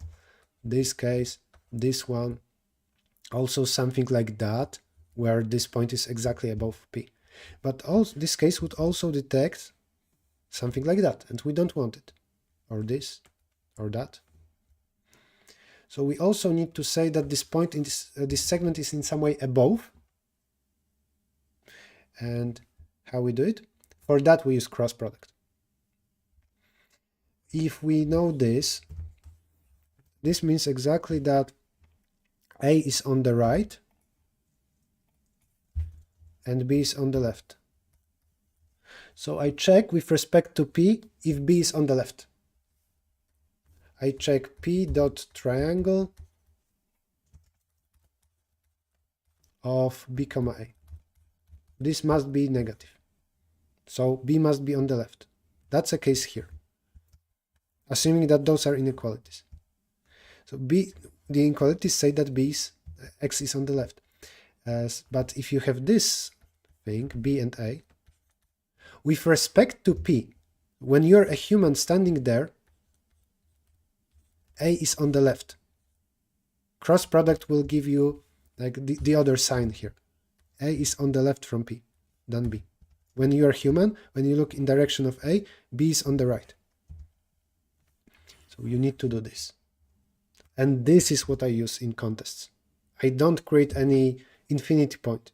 You saw that in that it's dangerous. I got it wrong. I chose 4 billion and I got overflow. No, this is better. There are a few ifs here, sure. But you don't have any assumptions about coordinates, thanks to that. And then it's always better. Vertical to what? There was a question. Well, vertical just means that it goes straight up.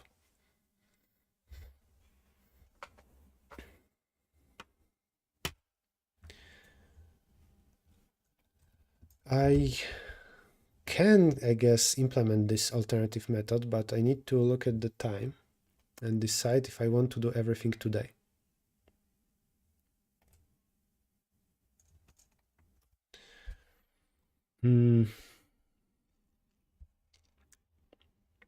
Maybe we should do anything other than the sixth problem, which is, I would say, harder, and it just follows some algorithm.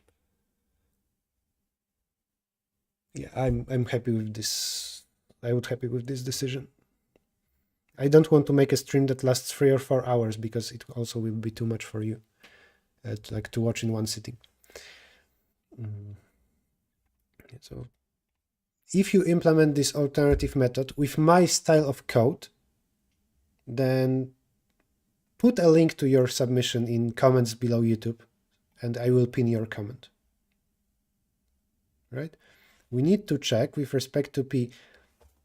Maybe first, with respect to P.x, we check if every segment AB, if one point is on the left from this vertical ray and one is on the right, and we discussed how we decide about ties, how we decide about points being exactly on this ray, because we imagine that ray is tilted to the right a little bit. And then to avoid those cases, to avoid counting these cases that are below P on the drawing, we use cross product. Why YouTube deletes links sometimes in comments, but only sometimes. If it doesn't work, if from incognito then you don't see your comments, let me know in private and I will do something about it. All right, we move on. We will now do polygon lattice points, then convex hull. We skip minimum Euclidean distance for now, for today.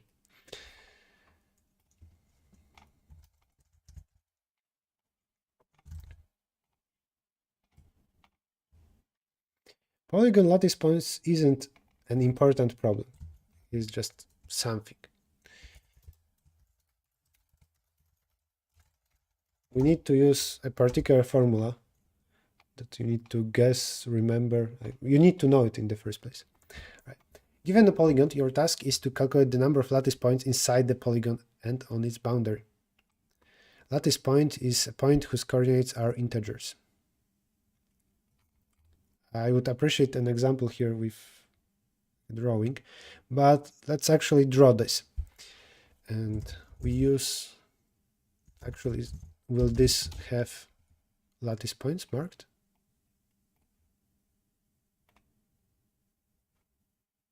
Yes, it will have. Right, so let's try to plug this here. 0.11.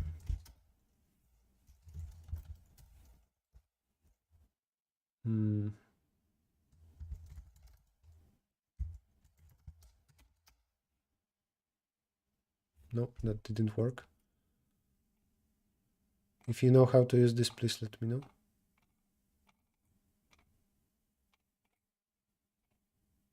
All right, I see now. P1 is 1,1. P2 is 5,3. 5. This is I don't know how to pronounce it. GeoGebra.org, a useful tool. I didn't use it for some time. Now I want segment between those.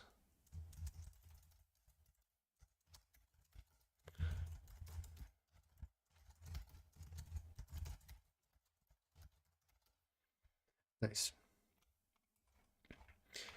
This is the input. And now we need to count points inside with integer coordinates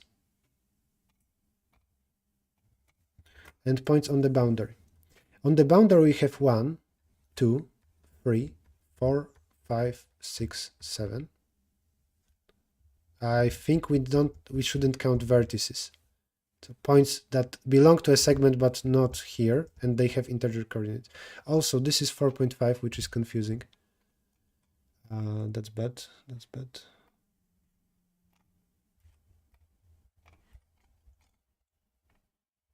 Can I here hide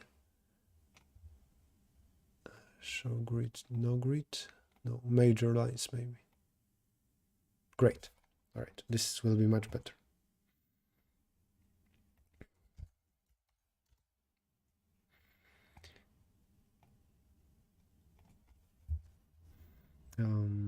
Okay, 1, 2, 3, 4, 5, 6, 7, 8.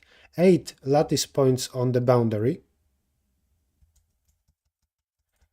So 8 on the boundary, and now inside 1, 2, 3, 4, 5, 6, and 6 points inside.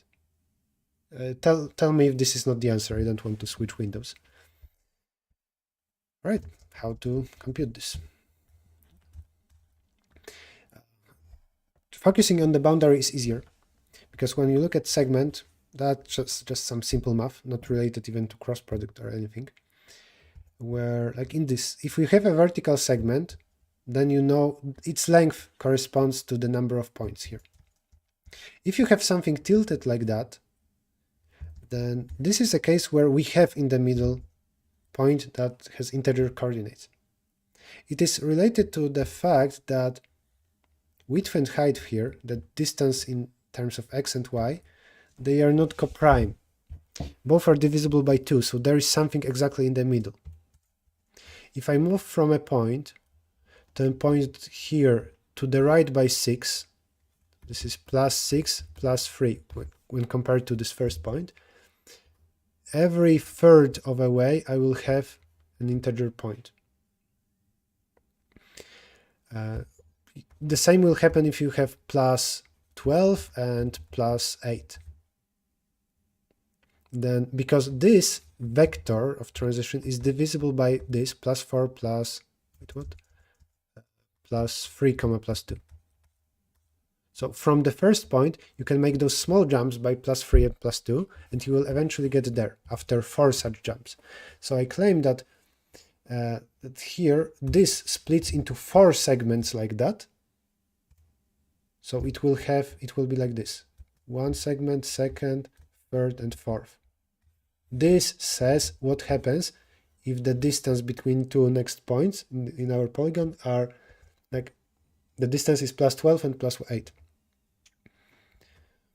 Hi Sonor Gonu, we are doing some geometry today. And how to compute this, by what we can divide a vector to get this smaller vector. We can use greatest common divisor, GCD, of 12 and 8 in this case. So when you have transitioned from one point to the next one by +x + y, then you need to compute GCD of x and y, and this will tell you by how much you can divide this to get smaller integer vectors. Like this, here we have 6 and 3.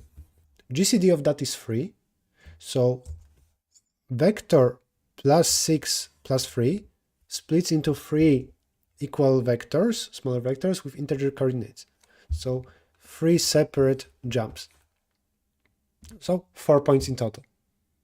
But if you don't want to double count, and like here you had some segment, you already counted its points, then here when you see 3 segments, you just add 3 because you see 3 new points. You compute those, then here you have some other segment, you compute those. Now let's use all of that to get the answer for this sample test.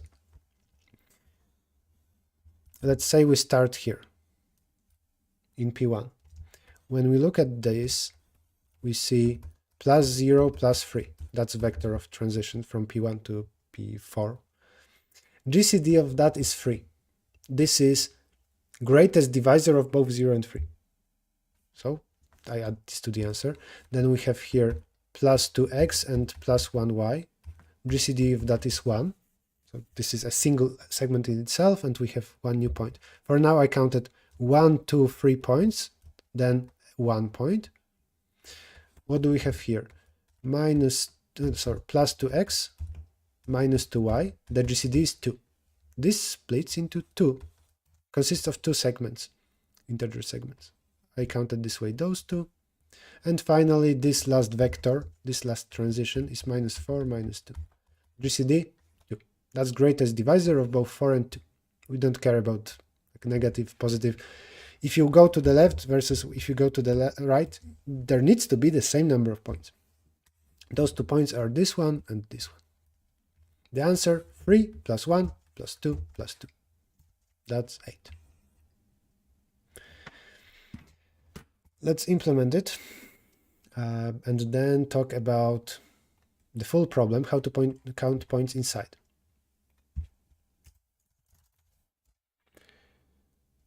Lattice.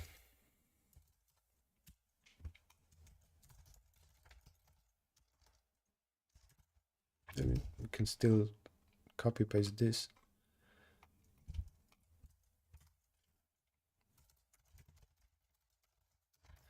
We read the polygon of size n, read all the points,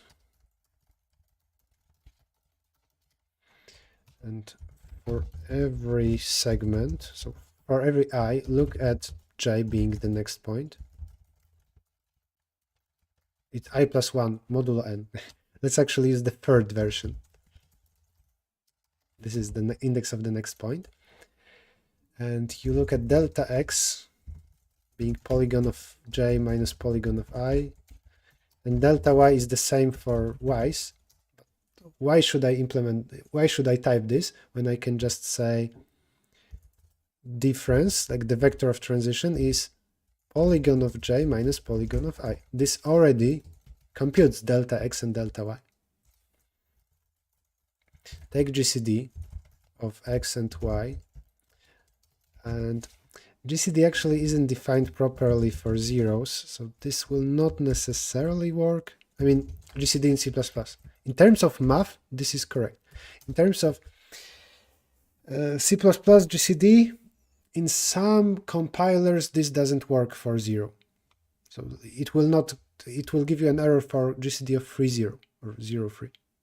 I think my compiler will be fine here. Let's see. Maybe it will blow up. Actually, you should here make some ifs. If diff x is 0, then take diff y. If that other thing is 0, then take diff x. Or just implement your own GCD. So this is maybe not safe. Not safe for some compilers. STD GCD works fine. All right, so this compiles nowadays.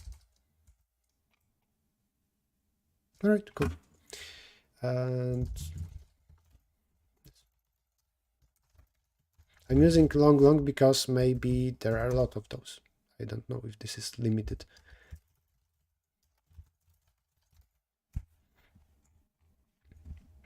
I should get 8. And then we move to the hard part. 8. And now inside Polygon lattice points formula. This is called Pick's theorem. It tells you exactly how to compute points inside. And this is the formula. I plus b over 2 minus 1. Where I is the number of lattice points in the interior, a is area, b is number of lattice points on the boundary, and then we have minus 1. Pick's theorem says area is interior plus boundary over 2 minus 1. I will not explain it today. I don't remember explanation of that. For sure, this article explains it. If you want to do it, here's link.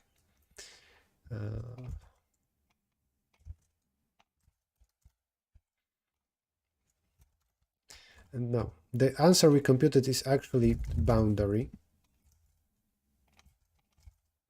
And from this, how to compute interior? It is area minus boundary divided by 2 plus 1. Up. This also means that boundary must be even. What? Something's. Oh yeah, area can also be. If boundary is like 3, then this will give you 1.5. But also area then is guaranteed to be of the same parity. It might be the case that this will tell you that interior is, for example, 7.5 minus 1.5 plus 1. That's 6 plus 1, 7.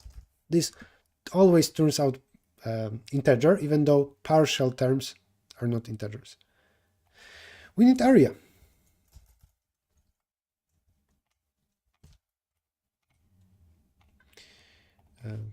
Here you go. I copy pasted it from area problem. Actually, this is double area. And that's actually convenient because I will use a formula interior, twice interior, to avoid any division. It's twice area minus boundary plus 2. Let's focus on this formula. Twice interior is twice area. I computed that after taking absolute value. Twice area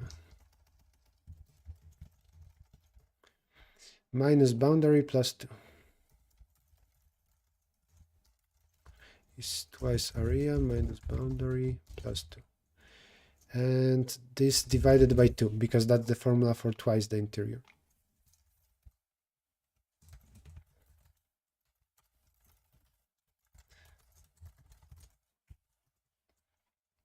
This problem isn't harder because they told us to count lattice points on the boundary. We need to do it anyway to use Pick's theorem to compute lattice points inside. 6, 8. Everything is long, I hope. It seems so. That's lattice. Hopefully that's accepted. And it means we can move to the last problem for today. We skip minimum Euclidean distance and we move to convex hull. Right? Because this is a hard problem and it isn't like a basic problem you need to know. Convex hull is. And that will be the last thing we do today. I will do the other one in some other stream. It's just a hard geometry problem, that other problem. Convex hull is actually trivial in my opinion. For sure, much easier than the other one. All right, last problem, convex hull. P7, convex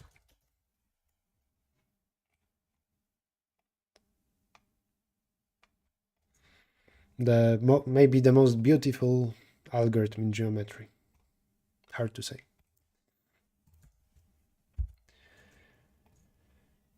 I don't have time now to like give you some proper intuition and maybe not intuition, but to show you tens of algorithms. Convex hull can be done in multiple ways, but it boils down to understanding definition, to know any kind of, well, all right, given a set of points, we need, let's say that those are sheep and you're like a farmer, sheep farmer, maybe there's a word for that. Oh, shepherd, yeah, I'm stupid. You're a shepherd, this is your sheep. What is the smallest possible area to make boundary over those sheep? You need to build some kind of fence, but it cannot have holes. You cannot say that this is your fence. It needs to be convex. Convex means that every degree has smaller than 180 degrees. Then the solution here is that.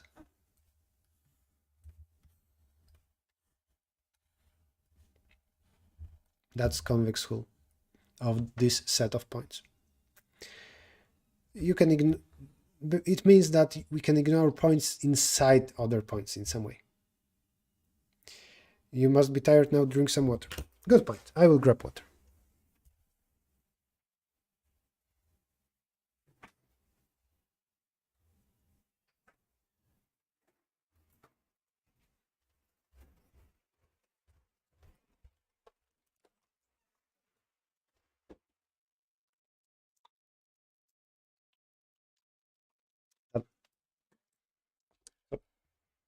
What is any algorithm to do this?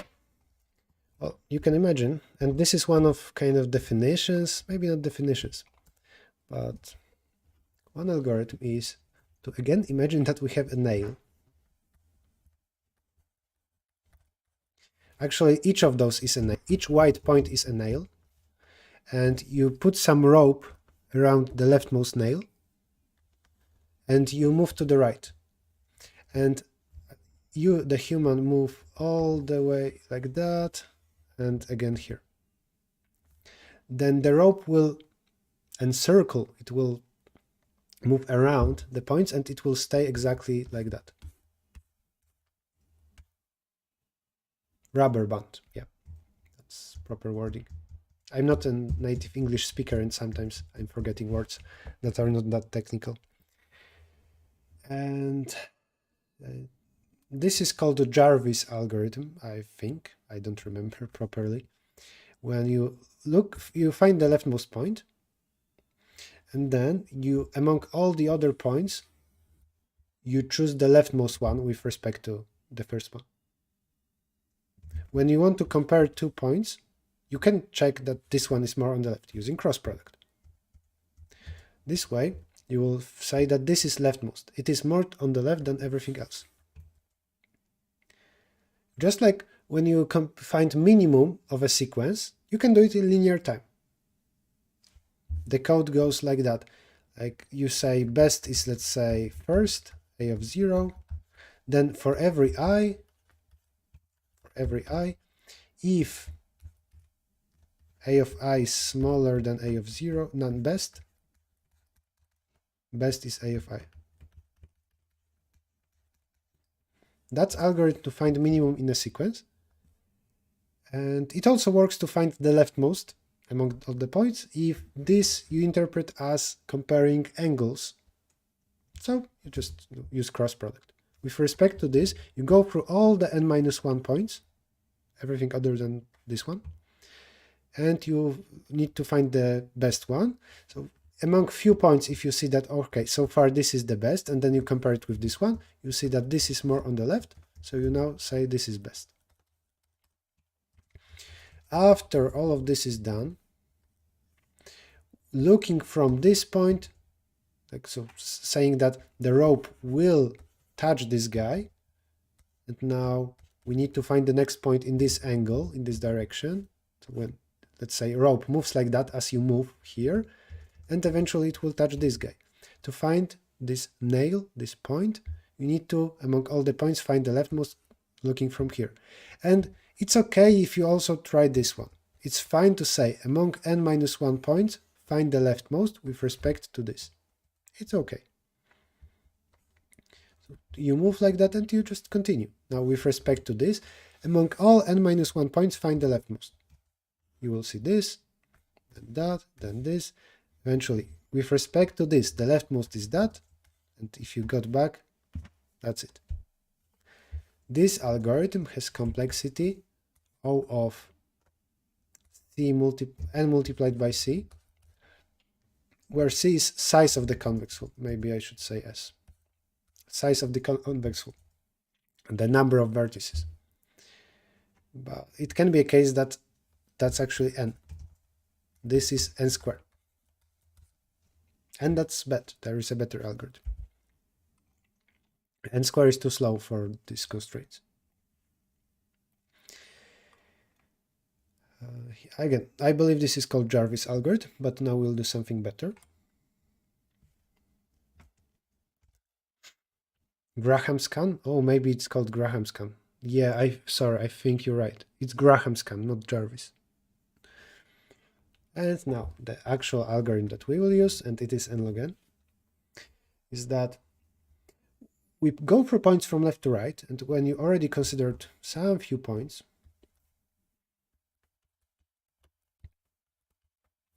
and you already understood what happens when you move, you the human, move with the rope to the right, all the way to the right here to plus infinity, then you will understand what's the current shape. And now you process the next point.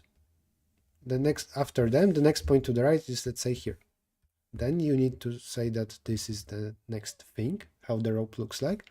And now, if the next point on the right is actually here, you need to update the current shape. You cannot say that this is the shape because this is not convex. No. When you're here, but actually the human went there, and the rope should rest here because it's kind of higher, but not really higher, it's all angle-wise, then this point will not belong in convex hull, at least not in this top part. So this is not a good convex hull, we need to relax it, so correct it a little bit, and I will say, well, this doesn't belong to the convex hull, this does. Oh, and then here, this is again not a convex angle, I mean, this thing is greater than 180 degrees, so I cancel this, and I say that's the convex hull. And that's what we need to repeatedly do. On a stack, we keep the convex hull so far. It is convex. Then when we have new point on the right, we repeatedly check if we are in good angle with respect to the last segment. We check the two last points in current convex hull, compare it with this new guy, and we check the angle using cross product. And yeah, this way we will cancel this guy, this guy, this guy. Let's say that already we got down to here. What exactly we need to check? Let's call this new point C, and let's call two last points in the convex hull AB. Let's say that these were the 4 points so far, and now we have C. Everything is convex if we had something like A, then B, then C. So from A, B, C, this A, the triangle of BC, should say that B is on the left.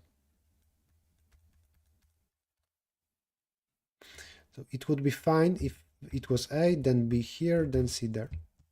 But if looking from A, B is on the right than C, like this, then we need to cancel B. Then I remove this, and I say that this is the convex hull. When I do this repeatedly and get to the very end, then eventually I will get the top part of the convex hull. For this set of points, I will get that. Then I need to go here again. And for that, we will reverse the points and we can rotate the drawing kind of, but this is not necessary. How to check the angle? With cross product. Cross product allows us to check if something is on the left from something else. You can check if, generally, you can check if polygon is convex by doing this. For every 3 consecutive points, A, B, C, you want this to be true. When looking from A, B is on the left from C. Then it's convex. Checking sign of cross product corresponds to checking some kind of angle and comparing it with 0 or with 180 degrees.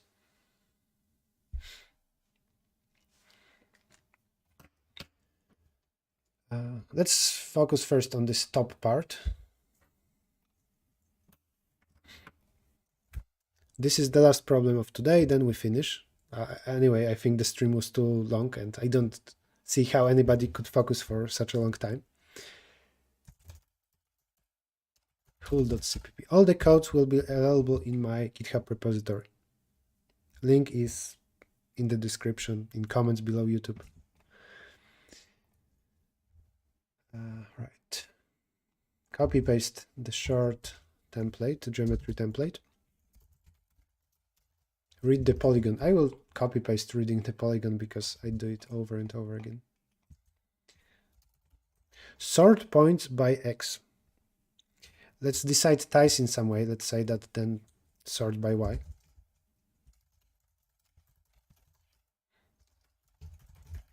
Nice thing with struct is that you can implement smaller than operator.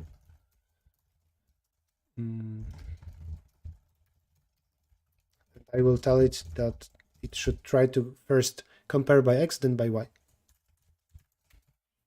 Then sort works. Without this operator, sort wouldn't work because it wouldn't know how to sort 2 points. Oh, this is not a polygon actually.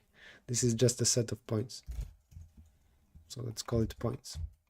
We sort them, sort from left to right.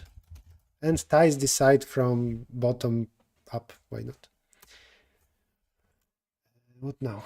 The first point is special. And let's for now ignore the first point. Let's say that we already have some part of the convex hull. But in general, for every new point, and new point I call C, I repeatedly will do something like that. For now, it's pseudocode. This is second last point in a convex hull. Last point in a convex hull. Again, pseudocode. For now, it doesn't compile.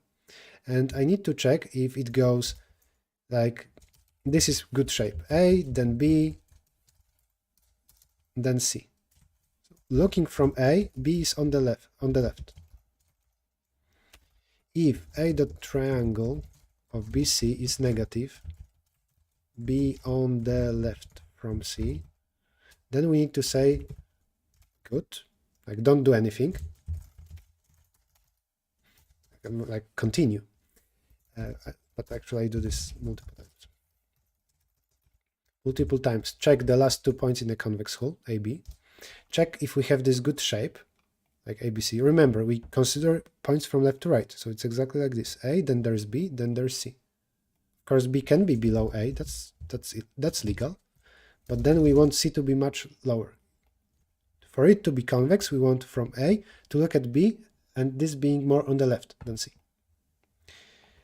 And then I will say break, but otherwise convex hull dot pop. This removes B, because if it's like this, this is not convex, not top part of the convex hull. We need to pop B because segment is from A to C. And while this doesn't compile, this does. It's not a well-known C++ trick. Now this is second last element and the last element. What about 0? If it's collinear, then we need to look at the statement, what do they want us to do, whether they are okay with this. We need to know what area of a determine convex hull. Each point is distinct and the area of the hull is positive. Oh, they didn't define. Maybe samples test specifies that. Forgot to modify the link? Maybe, sorry. Yeah, that's right. Now the link is good. We will not solve closest pairs problem today. I will do it another day because the stream is too long.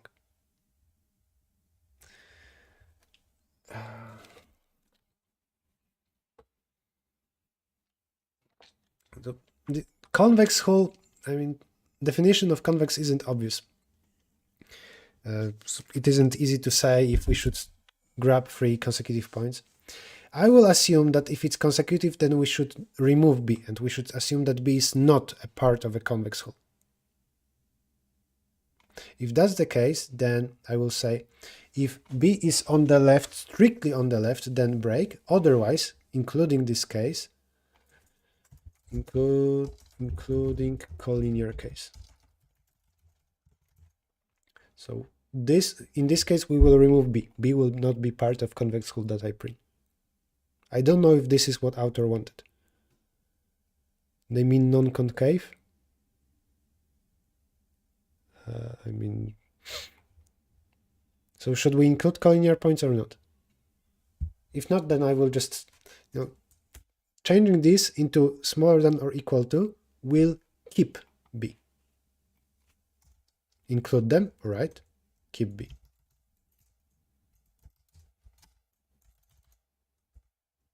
Or collinear. In this case, break, because we say everything is good.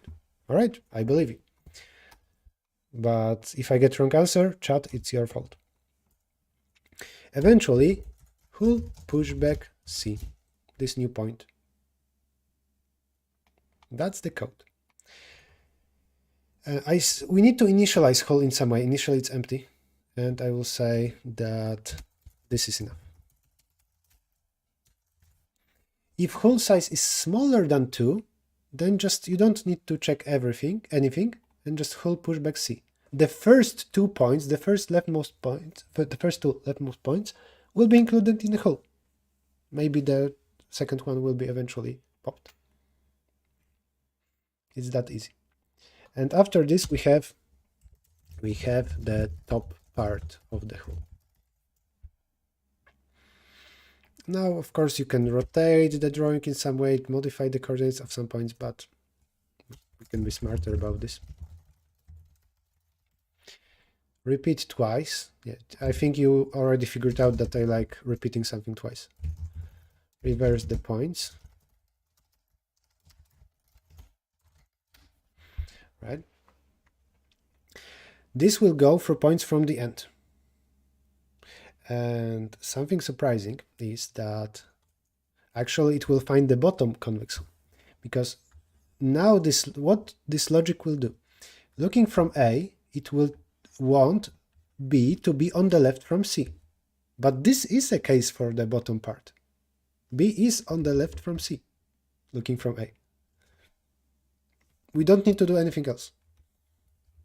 It will find this thing. Actually, what my program will print, it will print this point, then that, and this. And then it will print the rightmost one again, then this, that. So that leftmost and rightmost points are doubled, and that's bad. For that, this is the fix. Remove rightmost point. This is just because I repeat twice and I don't want this leftmost and rightmost to appear twice. And the last thing is that because I repeat, this part becomes invalid. Like what I should really do is, all right, this is possible. Right, and now I can print those points.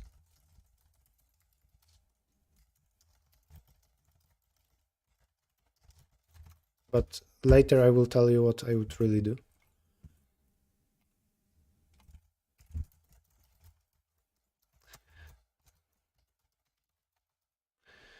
21254463. All right, good, but also I need to print the number of numbers. And now it's fine if you do this, but I do it almost always. We need to gather the full hull, including both top and bottom part, and I do this strange trick where I declare hull once, and then after I find top part, sure, I pop back the last element, but then in the second run, it seems that this while loop changes definition a little bit. So memo size, how to call it, let's say S, initial size is hull.size. I will kind of magically change this to S+2, and it is a hack. If hull is empty initially, then S is 0, so this change does nothing. But if hull already contained 5 elements from the first run, then here I want my vector to think that those 5 elements don't exist. So if hull size is now 6 instead of 5, I only have 1 element. Maybe it's better to think about it like that. This difference is the number of new elements, because I don't want to access elements from the previous part to make it independent. This is how I implement, and I'm not saying that this is the best method, but it works. I printed the same thing, and now let's print also hull.size.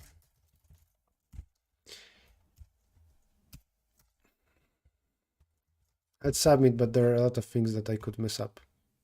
Convex hull isn't an easy algorithm to get right.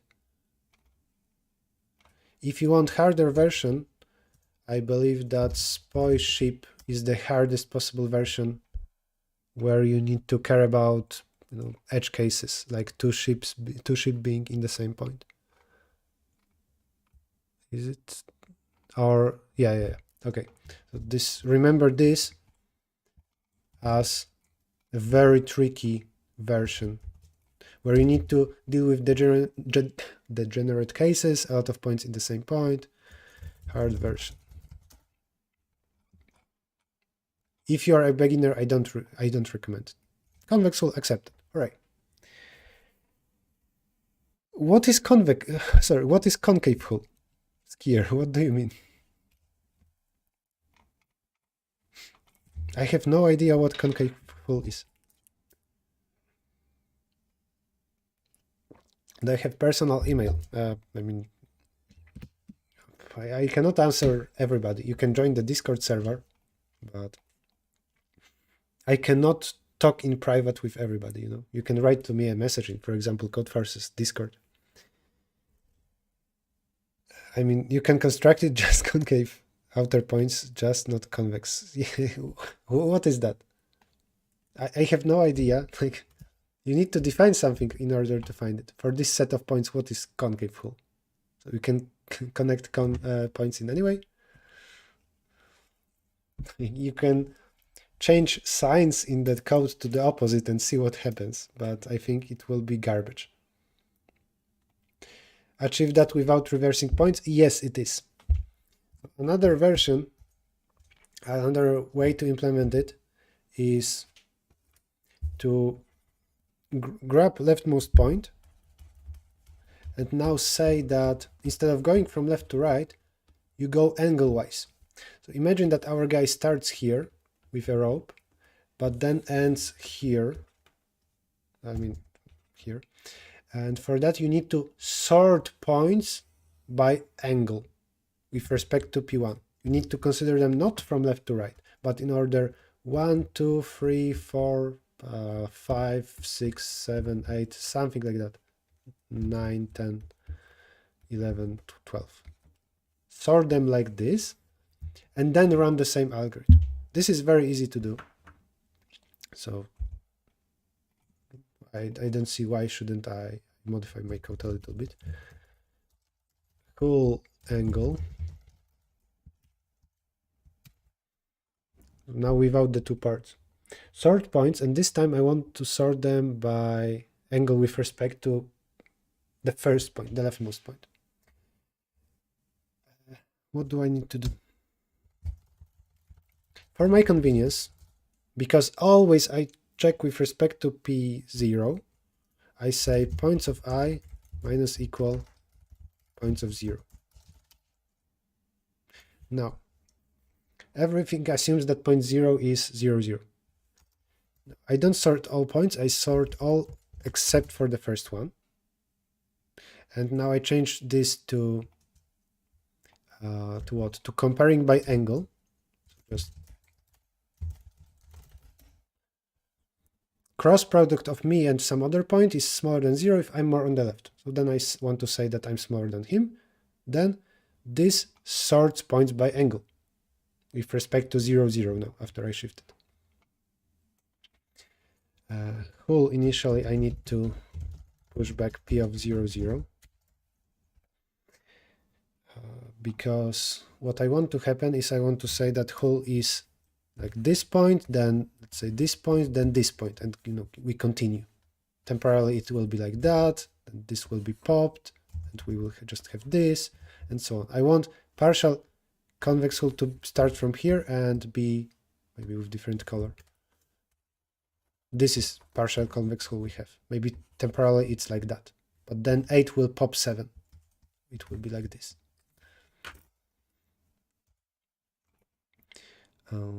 All right, now for all the points except for the first one,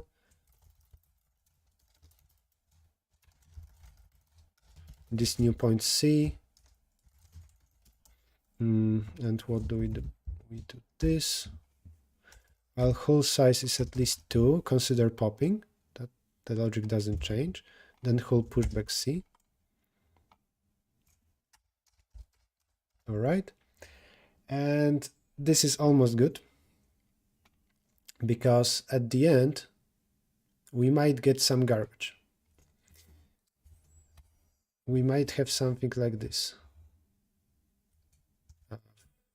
Can we? Oh no, yeah, it's fine. Because the last point is just the rightmost, because it was last in sort.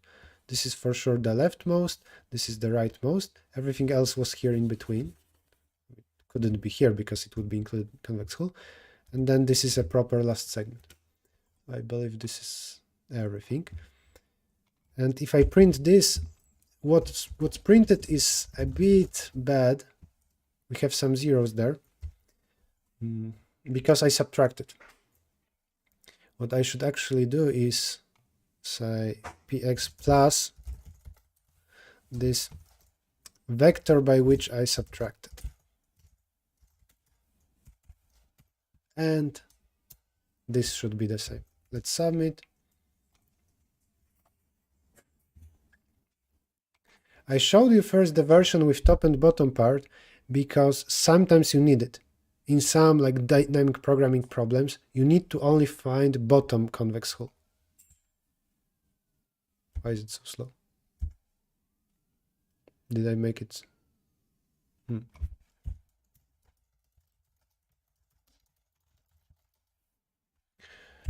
And what now?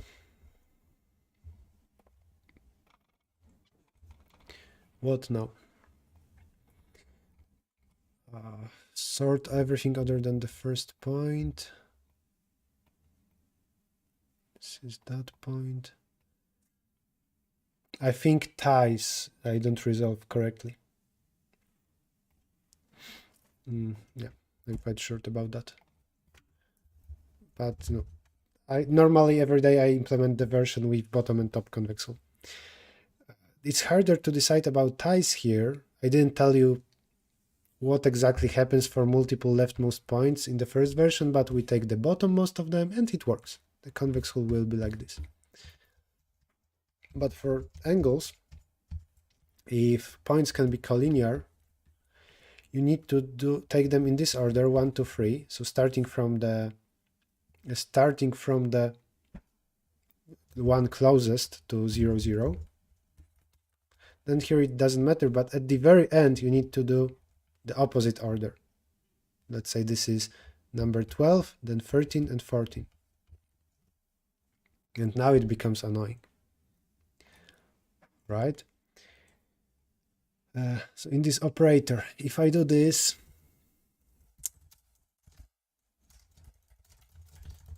if they are collinear, return the fact that I am closer to 0, 0. And now for closer, I will create something that in math is called a norm. This is square of distance from 0, 0. I don't want to go into detail because it would take too much time. Return norm smaller than b dot norm. So for ties, collinearity with 0, 0, I take closer one first, but I need to handle this thing. The points at the end, I need to do them in reverse order. And sure, I can deal with that in some way. Well, this and points of I minus 1 times points of I 0. So I need to find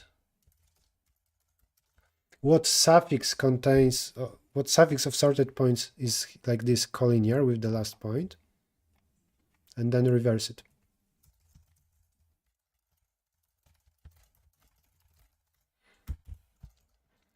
But you know, this is geometry. I don't know if this works. Just some hotfix I came up with now. I don't even have a test where it's needed. But let's submit and then create a test. Starting from 0, 0. It's a little bit better. What's wrong? Okay, if we have 0, 0, then 1, 1, 2, 2, 3, 3, and then something more to the bottom. 0, 6, 0, 4, 0, 7, 0. Will this sort it correct?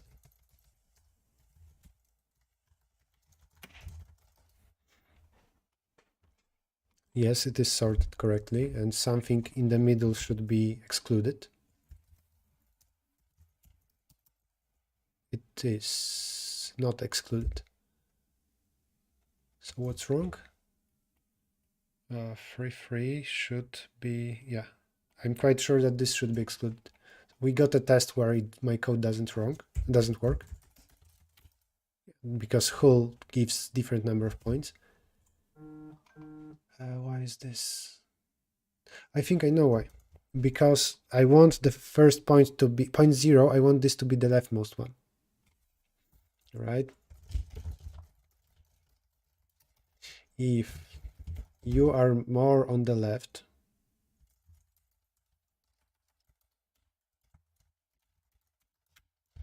than the current point 0,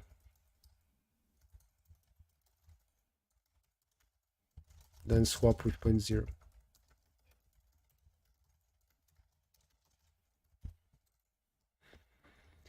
And now it works.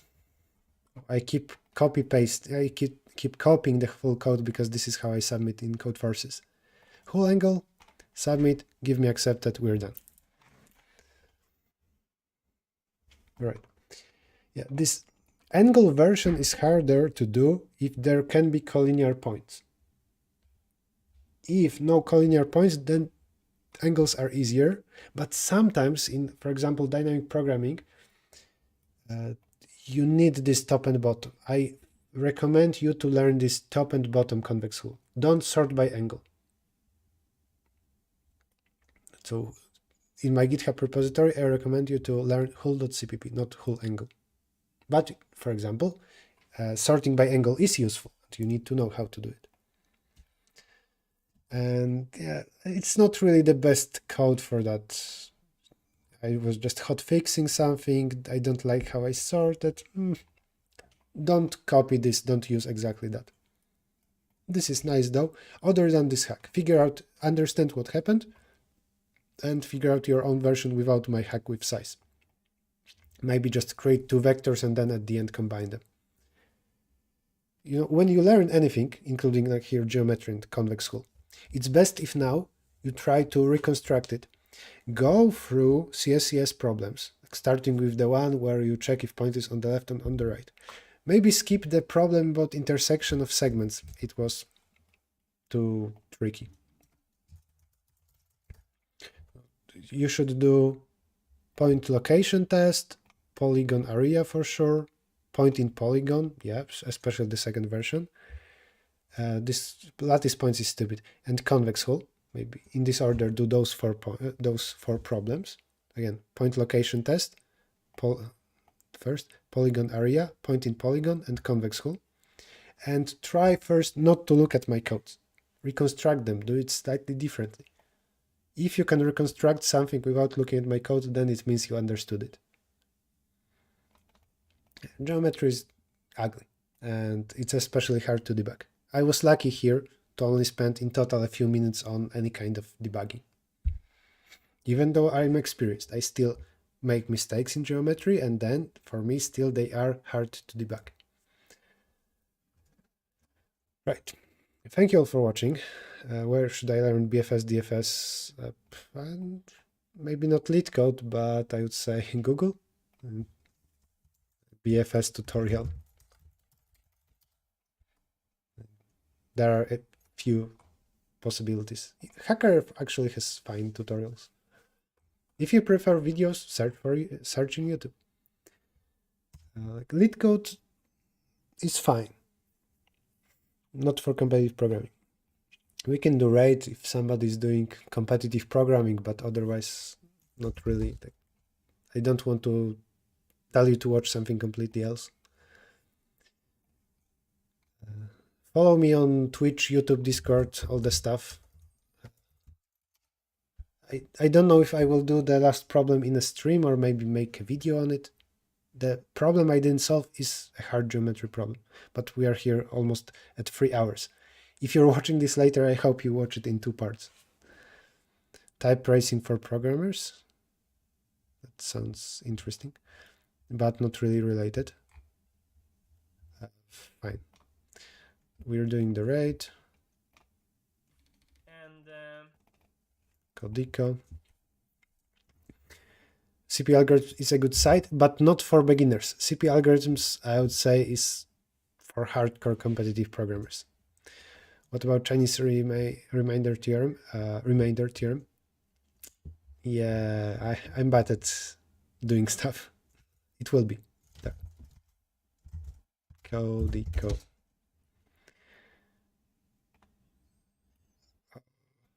I used rate. Right. Again, thank you all for watching. See you next time. Bye-bye. right, yeah.